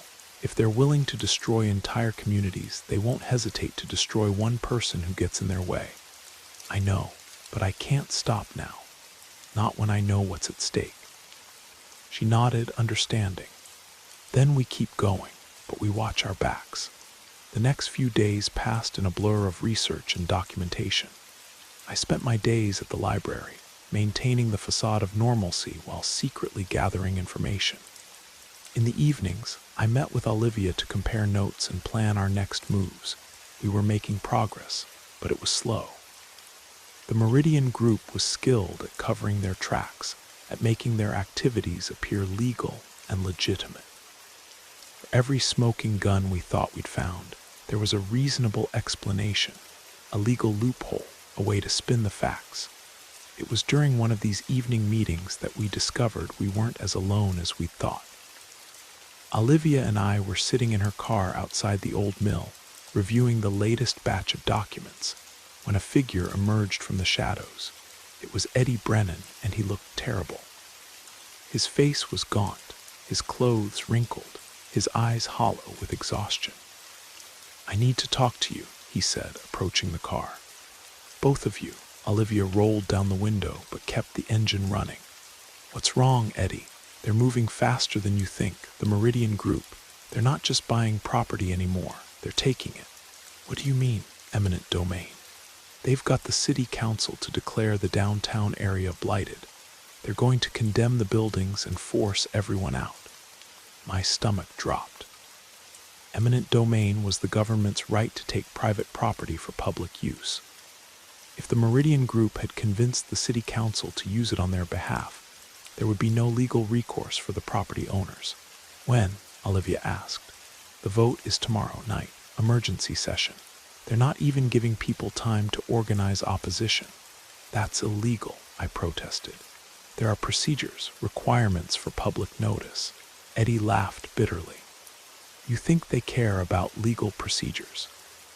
They've got half the city council in their pocket. The other half is too scared to oppose them."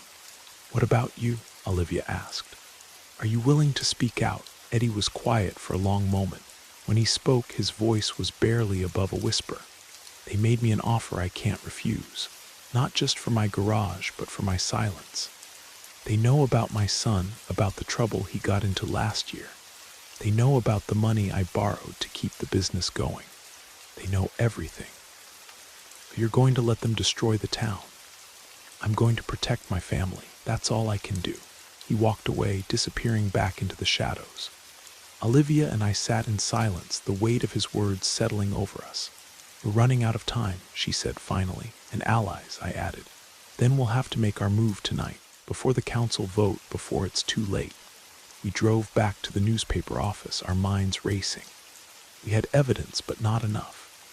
We had suspicions, but not proof. We had good intentions, but no power to act on them. But we had one thing the Meridian Group didn't expect. We had each other. And sometimes that was enough. The plan was simple, perhaps too simple. We would gather every piece of evidence we had, every document, every photograph, every testimonial, and present it to the city council before the vote. We would make our case in public, force the Meridian Group to defend their actions in the light of day.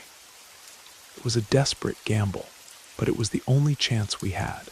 We spent the night preparing, organizing our materials, crafting our presentation. As dawn broke over Pine Ridge, we were ready, or as ready as we could be. The city council meeting was scheduled for 7 o'clock that evening. By 6:30, the small council chamber was packed with residents, most of them looking nervous and uncomfortable. Meridian Group representatives were there too, Sterling and two other men in expensive suits, sitting in the front row like they owned the place, which, in many ways, they did. When the meeting was called to order, Mayor Davidson read the agenda in a monotone voice. The eminent domain proposal was listed as item number 4, sandwiched between a discussion of road maintenance and the annual budget review. When the time came, Sterling rose to address the council. His presentation was polished, professional, full of charts and graphs showing the economic benefits of the proposed development. He spoke of job creation, tax revenue, and modernization. He made the destruction of Pine Ridge sound like a gift to its residents.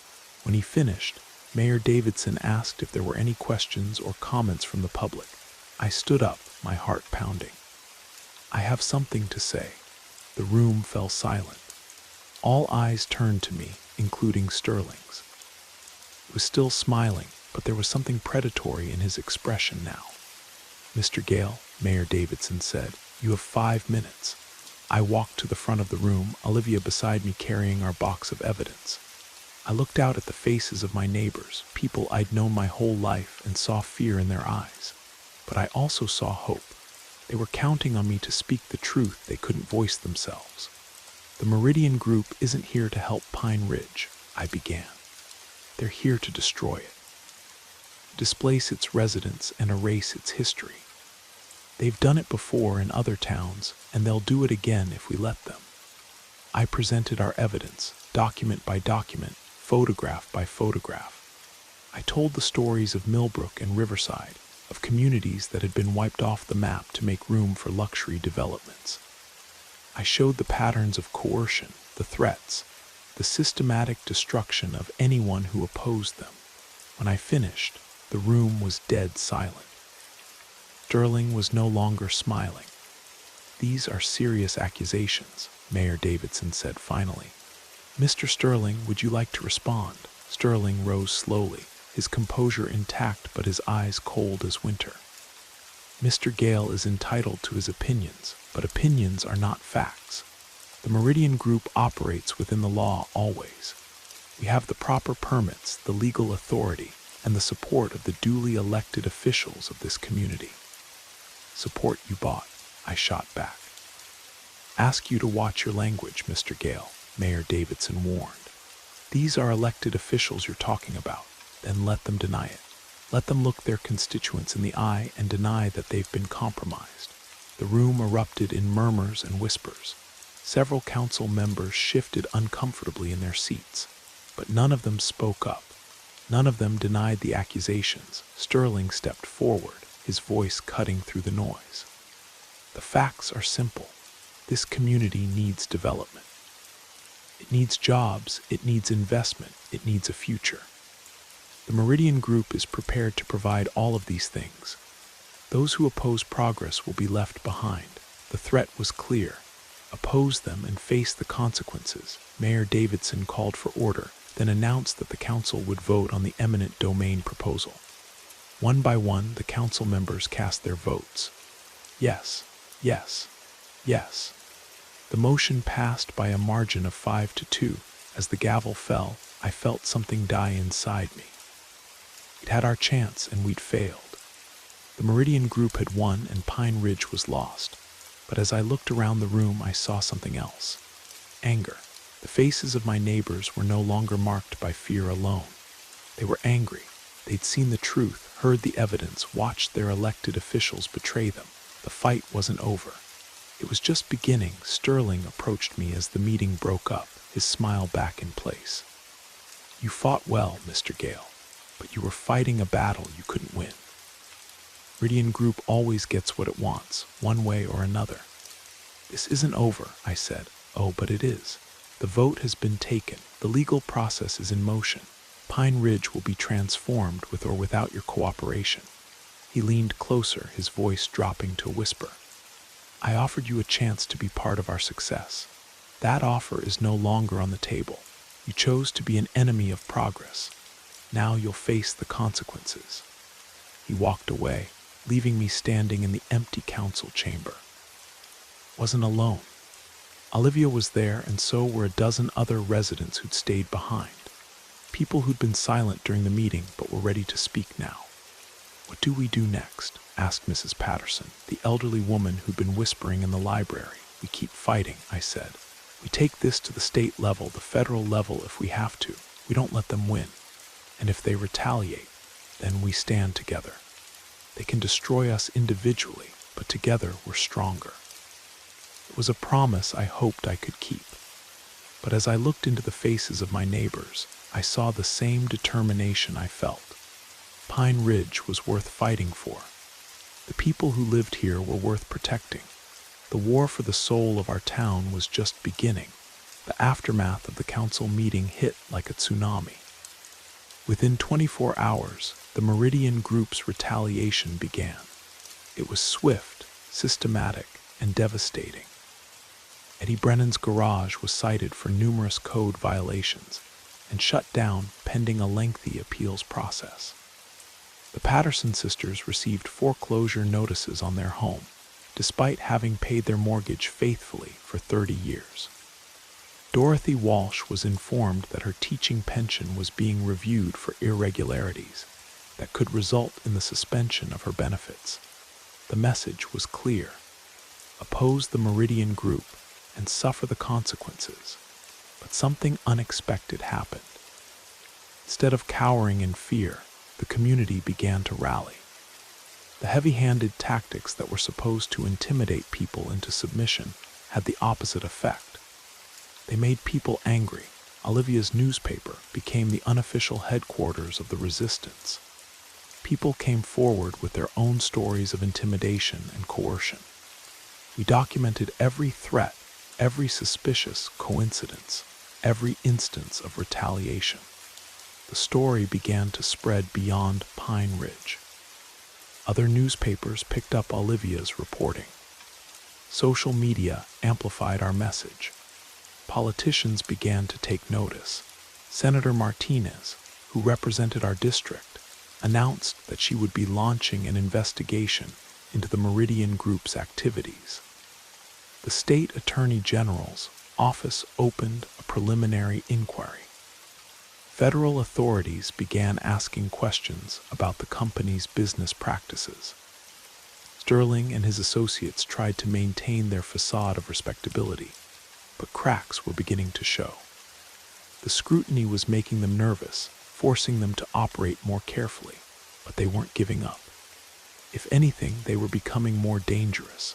One evening, as I was leaving the library, I found my car vandalized.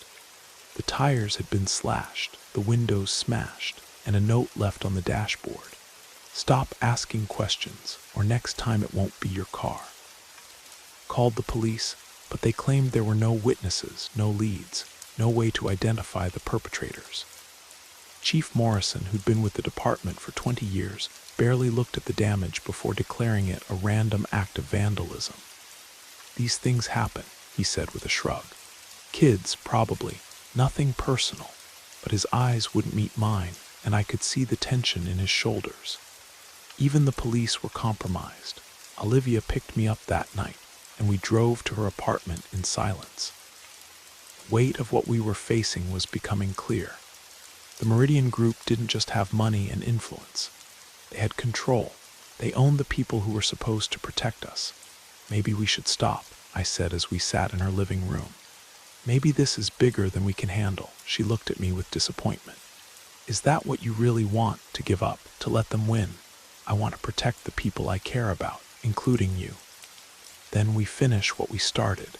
We expose them completely. Make so much noise that they can't silence us all." She was right, but I was scared.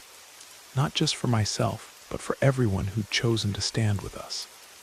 The Meridian Group was playing for keeps, and we were running out of moves. That's when Dorothy Walsh called. "Marcus," her voice was shaky over the phone, "I need to see you. Tonight. It's important."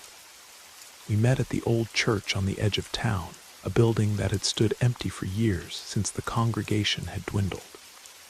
Dorothy was waiting in the shadows, clutching an old shoebox to her chest. "I should have given this to you sooner," she said, her hands trembling. "But I was scared. We all were. She handed me the box. Inside were dozens of documents, photographs, and correspondence dating back over a year. Evidence of the Meridian Group's activities in Pine Ridge, including contracts, payment records, and communications with city officials. "Where did you get this?" Olivia asked, sorting through the papers. "From my late husband's files. Robert was on the City Planning Commission before he died. He started getting suspicious about some of the proposals coming through, started keeping copies of everything." I looked at the documents, my heart racing. This was it. This was the smoking gun we'd been looking for. Proof of bribery, corruption, and conspiracy at the highest levels of local government. "Why didn't you come forward before?" I asked, Dorothy's eyes filled with tears. "Because they killed him." The words hit me like a physical blow. "What?" Robert was asking too many questions, just like you. He was planning to expose everything. Then he had his heart attack. Sudden, unexpected. The doctors said it was natural, but she trailed off, unable to finish. "You think they murdered him?" "I think they're capable of anything. And after what happened to your car tonight, I know they're getting desperate. They'll do whatever it takes to protect their interests." We spent hours going through Robert Walsh's files. The evidence was devastating. Purchase agreements for properties that weren't for sale. Payments to city officials disguised as consulting fees. Communications that revealed the true scope of the Meridian Group's plans for Pine Ridge. They weren't just planning to develop the downtown area. They intended to acquire the entire town, piece by piece, until nothing remained of the original community. Residents would be displaced, the history erased, and Pine Ridge would become another soulless playground for the wealthy. "This changes everything," Olivia said, photographing the documents with her phone. "With this evidence, we can take them down. Or they can take us down first," I replied, thinking of Robert Walsh's suspicious death. "Then we move fast. Get this to the authorities before they know what we have." We copied everything, making multiple sets of documents to distribute to different agencies. The State Attorney General, the FBI, the media. We would flood them with evidence, make it impossible for the Meridian Group to contain the story. As we prepared to leave the church, Dorothy grabbed my arm. "Be careful, Marcus. They're watching all of us now, and they won't hesitate to protect themselves." The next morning, I woke to find Olivia's number going straight to voicemail. When I drove to her apartment, her landlord told me she'd left suddenly in the night, saying she had a family emergency. But I knew better. The Meridian Group had got to her. I sat in my car outside her building, paralyzed by fear and uncertainty. Without Olivia, I was alone again. And with Robert Walsh's documents in my possession, I was a target. That's when my phone rang. An unknown number, Mr. Gale. The voice was unfamiliar, female, cautious. "My name is Agent Rachel Kim with the FBI. I understand you have information about the Meridian Group." My heart leaped. "How did you get this number?" "Ms. Church contacted us before she went into protective custody. She said you had evidence we needed to see." Protective custody, so Olivia was safe. The relief was overwhelming. "Can we meet?" Agent Kim asked. "When and where?" "1 hour. The diner on Highway 12 outside town. Come alone and bring everything you have." The meeting felt like something out of a spy movie. Agent Kim was young, professional, with eyes that missed nothing.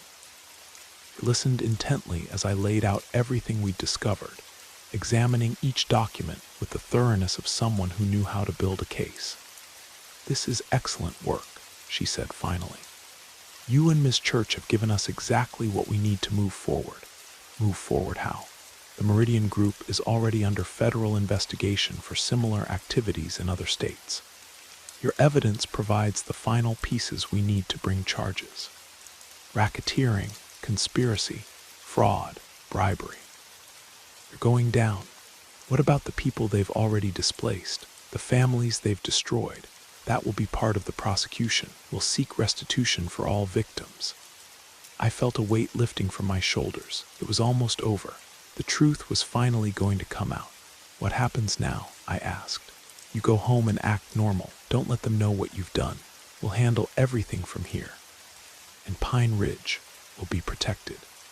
The eminent domain order will be challenged and overturned.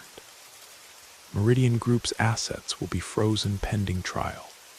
Your town is safe. As I drove home, I felt something I hadn't experienced in weeks. Hope. Real, genuine hope. We'd done it. Against all odds, we'd exposed the truth and stopped the destruction of our community. But the feeling didn't last long. When I arrived at my house, Sterling was waiting for me on the front porch. He wasn't alone. Two large men in dark suits flanked him, their presence intimidating even in broad daylight. Mr. Gale, Sterling said pleasantly, as if we were old friends. I was hoping we could have a chat. I have nothing to say to you. Oh, but I think you do. You see, we know about your meeting with Agent Kim. We know about the documents you've shared. We know everything. My blood ran cold. How could they know about the FBI meeting unless... Agent Kim sends her regards, Sterling continued, reading my expression. Excellent performance, by the way, very convincing. She almost had me fooled. The world seemed to tilt beneath my feet. Agent Kim wasn't FBI. She was working for them. The whole thing had been a setup. Where is Olivia? I managed to ask. Safe for now. As long as you cooperate. You see, Mr. Gale, the Meridian Group has been doing this for a very long time. We've learned to anticipate every possible form of resistance, every potential threat. Did you really think we wouldn't have contingency plans? I thought about running, but the two men in suits shifted slightly, blocking my escape routes. I was trapped. What do you want? Your complete cooperation, your silence, your public endorsement of our development plans. In exchange, Ms. Church will be released unharmed and you'll be compensated generously for your assistance. And if I refuse, Sterling's smile never wavered, but his eyes grew cold. Then Ms. Church will disappear permanently. Will face charges for criminal trespass, harassment, and defamation. Your life in Pine Ridge will become very unpleasant very quickly. I stared at him, seeing the truth behind the polished facade. These people were monsters. They destroyed communities, displaced families, and eliminated anyone who stood in their way. And they did it all with smiles on their faces and lawyers by their sides. I need time to think. Of course, you have until tomorrow evening. The City Council is holding another meeting to finalize the development plans. We expect your full support. They left me standing on my porch, alone with the weight of an impossible choice. Submit to them and betray everything I believed in, or resist and watch Olivia pay the price. That night, I couldn't sleep. I paced my house, trying to find a way out, a solution that would save both Olivia and Pine Ridge. But every path led to the same conclusion. The Meridian Group held all the cards. As dawn broke, I made my decision. I couldn't sacrifice Olivia to save the town. I would do whatever they wanted, but as I prepared for the council meeting, something nagged at me. Something Agent Kim had said during our meeting, a detail that didn't quite fit. She'd mentioned that the Meridian Group was under federal investigation in other states. But when I'd researched the company earlier, I'd found no evidence of any such investigations. In fact, their record appeared spotless. What if Agent Kim really was FBI? What if Sterling was lying about her identity to manipulate me? I had to find out the truth. Using the library's computer, I searched for FBI agent Rachel Kim. After an hour of digging through federal databases and law enforcement directories, I found her. She was real. She worked out of the Portland field office, specializing in corporate fraud and corruption cases. Sterling had been lying. Agent Kim was legitimate, which meant the FBI really was investigating the Meridian Group. But if that was true, where was Olivia? I called the number Agent Kim had given me, praying she would answer. Agent Kim, it's Marcus Gale. Sterling came to see me. He said you were working for him, that the whole FBI thing was fake. Where are you now? The library. Stay there. Don't move. Don't talk to anyone. We're coming. 20 minutes later, Agent Kim arrived with a team of federal agents. Library was surrounded, secured, and turned into a temporary command center. Sterling was desperate, Agent Kim explained as her team set up surveillance equipment. He knew we were closing in, so he tried one last play. Make you think the investigation was fake, force you to cooperate. What about Olivia? We found her an hour ago. She's safe. Sterling's people had her in a warehouse outside town, but we moved in as soon as we located her. The relief was overwhelming. Olivia was safe. The investigation was real. We were going to win. What happens now? Now we finish this. The city council meeting tonight is the perfect opportunity. Sterling will be there along with his key associates. We'll have surveillance teams in place, recording everything. When they try to finalize their illegal land grab, we'll arrest them all. The plan was elegant in its simplicity. The Meridian Group's arrogance would be their downfall. They thought they were untouchable, that they could operate with impunity in a small town like Pine Ridge. They were about to learn otherwise. That evening, the council chambers were packed again. Sterling and his team occupied their usual seats in the front row, confident and relaxed. They had no idea that federal agents were positioned throughout the building, recording their every word. The meeting proceeded as planned. Mayor Davidson called for the final vote on the expanded development proposal. Sterling rose to address the council one last time, outlining the Meridian Group's vision for Pine Ridge's future. As he spoke, I watched Agent Kim, who was posing as a concerned citizen in the back of the room. When Sterling began detailing the specific properties to be acquired through eminent domain, she gave an almost imperceptible nod. That was the signal. FBI, nobody move. The room erupted in chaos as federal agents revealed themselves, weapons drawn, badges displayed. Sterling's composure finally cracked as he found himself surrounded, his escape routes blocked. Sterling Matthews, you're under arrest for conspiracy, racketeering, fraud, and violation of federal anti-corruption statutes. As the handcuffs clicked into place, Sterling looked directly at me. For the first time since I'd met him, his mask had completely slipped. The polished businessman was gone, replaced by something ugly and desperate. This isn't over, he snarled. The Meridian Group is bigger than you know. We have resources, connections. We'll be back. No, Agent Kim said firmly, you won't. The arrests continued throughout the night. City council members, local officials, Meridian Group associates. The conspiracy that had threatened to destroy Pine Ridge was being dismantled piece by piece. In the days that followed, the full scope of the Meridian Group's activities was revealed. They had targeted dozens of communities across the country, displacing thousands of families and destroying countless local businesses. Financial damage ran into the hundreds of millions of dollars. But more than that, they had destroyed something intangible but precious, the sense of community that held small towns together. They had turned neighbor against neighbor, created fear where there should have been trust, and replaced genuine local culture with artificial corporate aesthetics.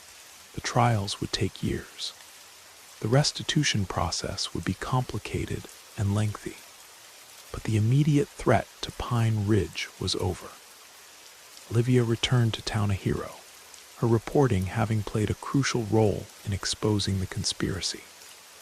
The Pine Ridge Gazette became a model for small-town journalism, showing how local reporters could take on powerful interests and win. Dorothy Walsh was vindicated in her suspicions about her husband's death. While his demise couldn't be definitively linked to the Meridian Group, the investigation revealed a pattern of suspicious deaths and accidents in other towns they had targeted. Eddie Brennan reopened his garage, his reputation restored and his livelihood secure. The Patterson sisters kept their home. The Johnson family returned from their forced exile, ready to rebuild their lives in the community they loved. As for me, I went back to my quiet life at the library. But something had changed. I no longer took the peace and stability of Pine Ridge for granted. I understood now how fragile these things were, how easily they could be destroyed by people who saw communities as nothing more than assets to be acquired and optimized. The questions that had started this whole journey never really went away. But now they served a different purpose. Instead of driving me toward paranoia and isolation, they kept me vigilant, aware, ready to act if our community was ever threatened again. Because I had learned something important during those dark weeks when Pine Ridge teetered on the edge of destruction. Evil often comes disguised as progress. Corruption often wears a suit and tie.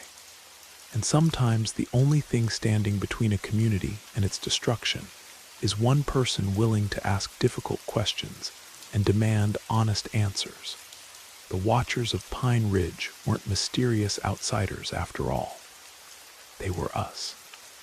The people who called this place home, who understood its value, who were willing to fight for its survival, and we would keep watching.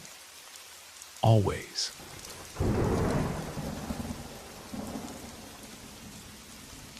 I'm not sure when it began. Perhaps it was the way the winter light filtered through the tall, Gothic windows of the old library, casting long shadows between the towering bookshelves. Perhaps it was the unusual silence that had settled over the reading room, too deep, too complete for a Tuesday afternoon. Or maybe it was how Elizabeth and Jacob had started looking at me, their eyes holding secrets they wouldn't share. The unease had been growing all day, like a slow poison seeping through my thoughts. Why were they acting so strangely? The small changes in their behavior, Elizabeth pausing too long before answering simple questions, Jacob's nervous glances toward the restricted section, the way they both seemed to watch me when they thought I wasn't looking. Something was terribly wrong, but I couldn't grasp what. The sounds around me felt amplified in the cathedral-like space. The whisper of turning pages, the creak of old wooden floors, the distant hum of the ancient heating system. Everything seemed sharper, more pronounced than usual. It was as if the library itself was holding its breath, waiting for something to happen. Even the books seemed different, their leather spines gleaming in the dim light like watchful eyes. My breathing quickened as I looked up from the card catalog I'd been organizing. The reading room stretched before me, its vaulted ceiling disappearing into shadow. Dust motes danced in the pale afternoon light, and for a moment I thought I saw something move between the stacks. Nothing but then. A shadow, just at the edge of my vision, slipping between the philosophy section and the old manuscripts. I froze, my hand still on the wooden drawer of the catalog. Was it just my imagination? "Get it together, Marcus," I whispered to myself. "There's nothing there, just tricks of the light." But my pulse was racing. I could feel it hammering in my temples, a steady rhythm that seemed to echo in the vast, empty space around me. The weight of thousands of books pressed down on me, their collective presence suddenly oppressive rather than comforting. I tried to focus on my work, to lose myself in the familiar routine of organizing, but the feeling of being watched grew stronger. I pushed back from the desk and stood up, my legs unsteady beneath me. Another flicker of movement caught my eye, a shape darting between the history shelves. No, it wasn't just a shadow, it was a figure. My mind screamed at me to look away, to pretend I hadn't seen anything, but my eyes were drawn to the spot where it had been. The narrow aisle between the shelves was empty now, but I could swear I felt a presence there, something watching, waiting. I shook my head, forcing a nervous laugh. Just the old building settling, nothing more than that. But the longer I stood there, the more I doubted my own words. A soft sound came from behind me, the whisper of pages turning, though I was alone in the reading room. I spun around, heart pounding, but saw only the empty tables and chairs, the afternoon light growing dimmer as clouds passed over the sun. Everything was still, too still. I forced myself to breathe slowly, deeply. There had to be a logical explanation. Old buildings made noises. The heating system creaked. Books shifted on their shelves as the wood expanded and contracted. But then I heard it, a voice soft as a whisper, barely audible over the silence. It was speaking my name. Marcus. I froze, the blood draining from my face as I stared into the empty reading room. No one was there. Elizabeth and Jacob had left for their break 20 minutes ago, but I had heard it. I was certain of it. Stop it, I muttered to myself, but even I didn't believe my own dismissal. A cold draft swept through the library, carrying with it the scent of old paper and something else, something musty and ancient, like earth from a freshly opened grave. The temperature seemed to drop 10 degrees in an instant, and I pulled my sweater tighter around my shoulders. I took a step toward the main desk, each footfall echoing in the cavernous space. The sound seemed to stretch and distort, as if the library were much larger than it actually was. My thoughts felt clouded, fragmented, like trying to remember a dream that kept slipping away. And then, as suddenly as it had begun, the cold stopped. The silence returned, but it wasn't the comfortable quiet of a peaceful library. It was the kind of silence that presses against your eardrums, that makes you feel like you're suffocating in the absence of sound. I rubbed my temples, trying to clear my head. It's just stress. You're imagining things. But the nagging doubt remained. Was I imagining it? Or was something trying to communicate with me, something I couldn't quite understand? The feeling that something was coming, something I couldn't stop, settled over me like a shroud. The next few hours passed in a haze of heightened awareness and growing dread. I couldn't shake the sensation that someone, or something, was watching me from the shadows between the bookshelves, waiting for me to make a mistake, to let my guard down. I tried to focus on my work, cataloging new acquisitions and filing returned books, but everything felt wrong. The familiar weight of the books in my hands felt heavier, their pages seeming to rustle with their own wind. The library, once my sanctuary, now felt like a maze designed to trap me. The wooden floors creaked beneath my feet as I walked toward the reference section. But the sound was different now, more deliberate, as if someone were matching my footsteps, mimicking my every move. I looked over my shoulder. Nothing. The reading room was empty, just as it should be. But even as I reached for a volume on the highest shelf, I couldn't shake the feeling that the space had changed. The shadows seemed deeper, the silence more complete. The familiar warmth of the library was gone, replaced by something sterile and threatening. I set the book down on the nearby table and took a step back. The air felt thick, almost viscous, and a low vibration seemed to emanate from the walls themselves, as if the building were alive, breathing around me. Why was I so jumpy? This wasn't like me. I'd worked alone in the library countless times, staying late into the evening without a care in the world. But now, everything felt dangerous, every shadow a potential threat. I pressed my palms against my eyes, trying to focus. This wasn't real. It couldn't be. But then the whispers came again. Soft, barely audible, like the sound of wind through pages. The words were too faint to make out, but the tone was unmistakable, urgent, insistent, almost pleading. My skin crawled, goosebumps rising along my arms. The sound seemed to come from everywhere and nowhere, echoing off the high ceiling and stone walls. But there was something else, something that made my blood run cold. The voice was mine, find it, the whisper seemed to urge, before it's too late. I didn't want to listen. I didn't want to acknowledge what I was hearing. But my body betrayed me.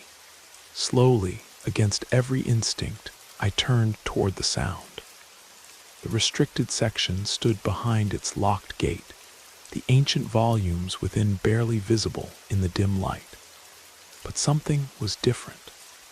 The heavy iron door stood slightly ajar, though I was certain I had checked it earlier and found it secure.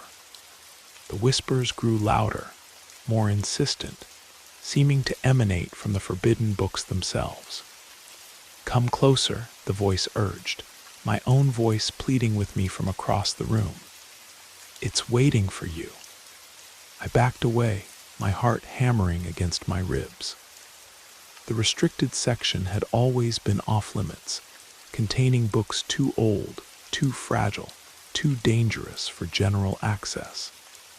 But now it seemed to pulse with its own malevolent life, drawing me forward, even as every rational thought screamed at me to run.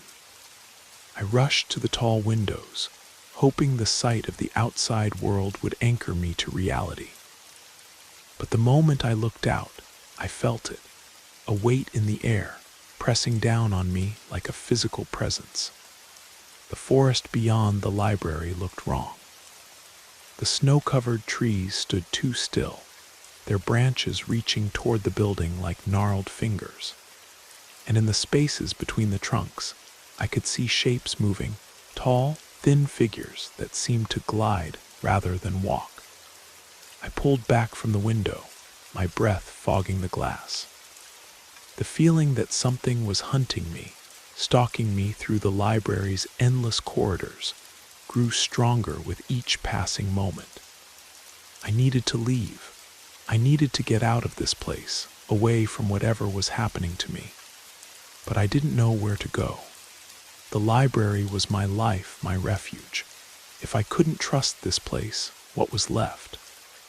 I went toward the main entrance, but the moment I touched the heavy wooden door, I heard it again. A low scraping sound, like fingernails against stone. I froze, my hand still on the brass handle. I wasn't alone. The air grew thick and oppressive, like the atmosphere before a thunderstorm. My breath came in short, desperate gasps, and I could feel my heartbeat in my throat. Slowly, terrified of what I might see, I turned around. There, in the narrow aisle between the literature and poetry sections, stood a figure. It was tall and impossibly thin, its form wavering like heat shimmer. At first, it was just a silhouette, but as I watched, frozen in terror, it began to solidify. The figure wore what might have been clothing, but it hung in tatters, as if it had been buried for decades. Its face was a pale blur, features shifting and reforming like smoke. I staggered backward, my mind screaming at me to run, to escape, to do anything but stand there staring. But my legs wouldn't obey. My body was frozen in place, held by some invisible force. The figure took a step forward, its movement jerky and unnatural, like a marionette controlled by an inexperienced puppeteer. But its presence filled the space around it, crowding out the air, making it impossible to breathe. I could hear something now, a sound like rustling pages, but deeper, more resonant. It was the sound of knowledge itself, of secrets whispered in dead languages, of truths too terrible to speak aloud.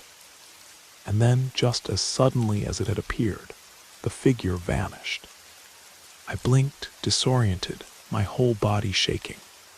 The aisle was empty. The library was exactly as it had been moments before. just my imagination. It had to be, but deep inside, I knew that whatever was happening to me was far from over. It was just beginning. I couldn't escape the feeling that followed me through the rest of the afternoon.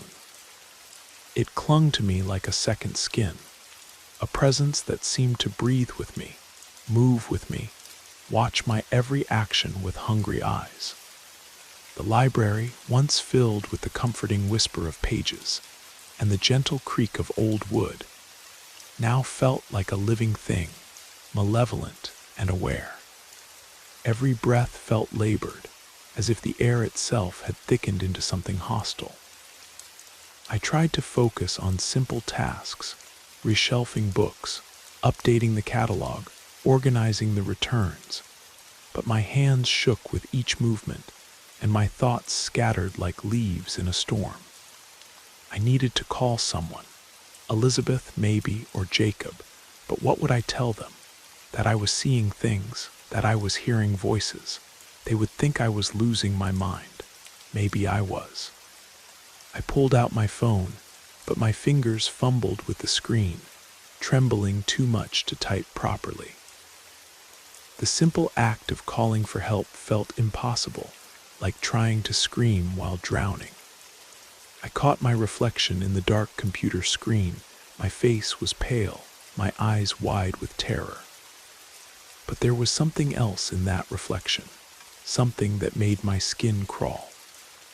For just a moment, I thought I saw another face behind mine, watching me with hollow, empty eyes.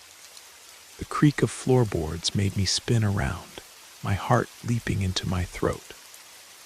The sound came from the archive room, a narrow space filled with the library's oldest and most fragile volumes.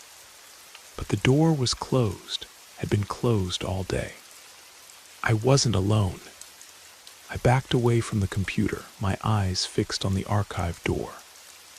The silence stretched between me and whatever was in that room taut as a wire.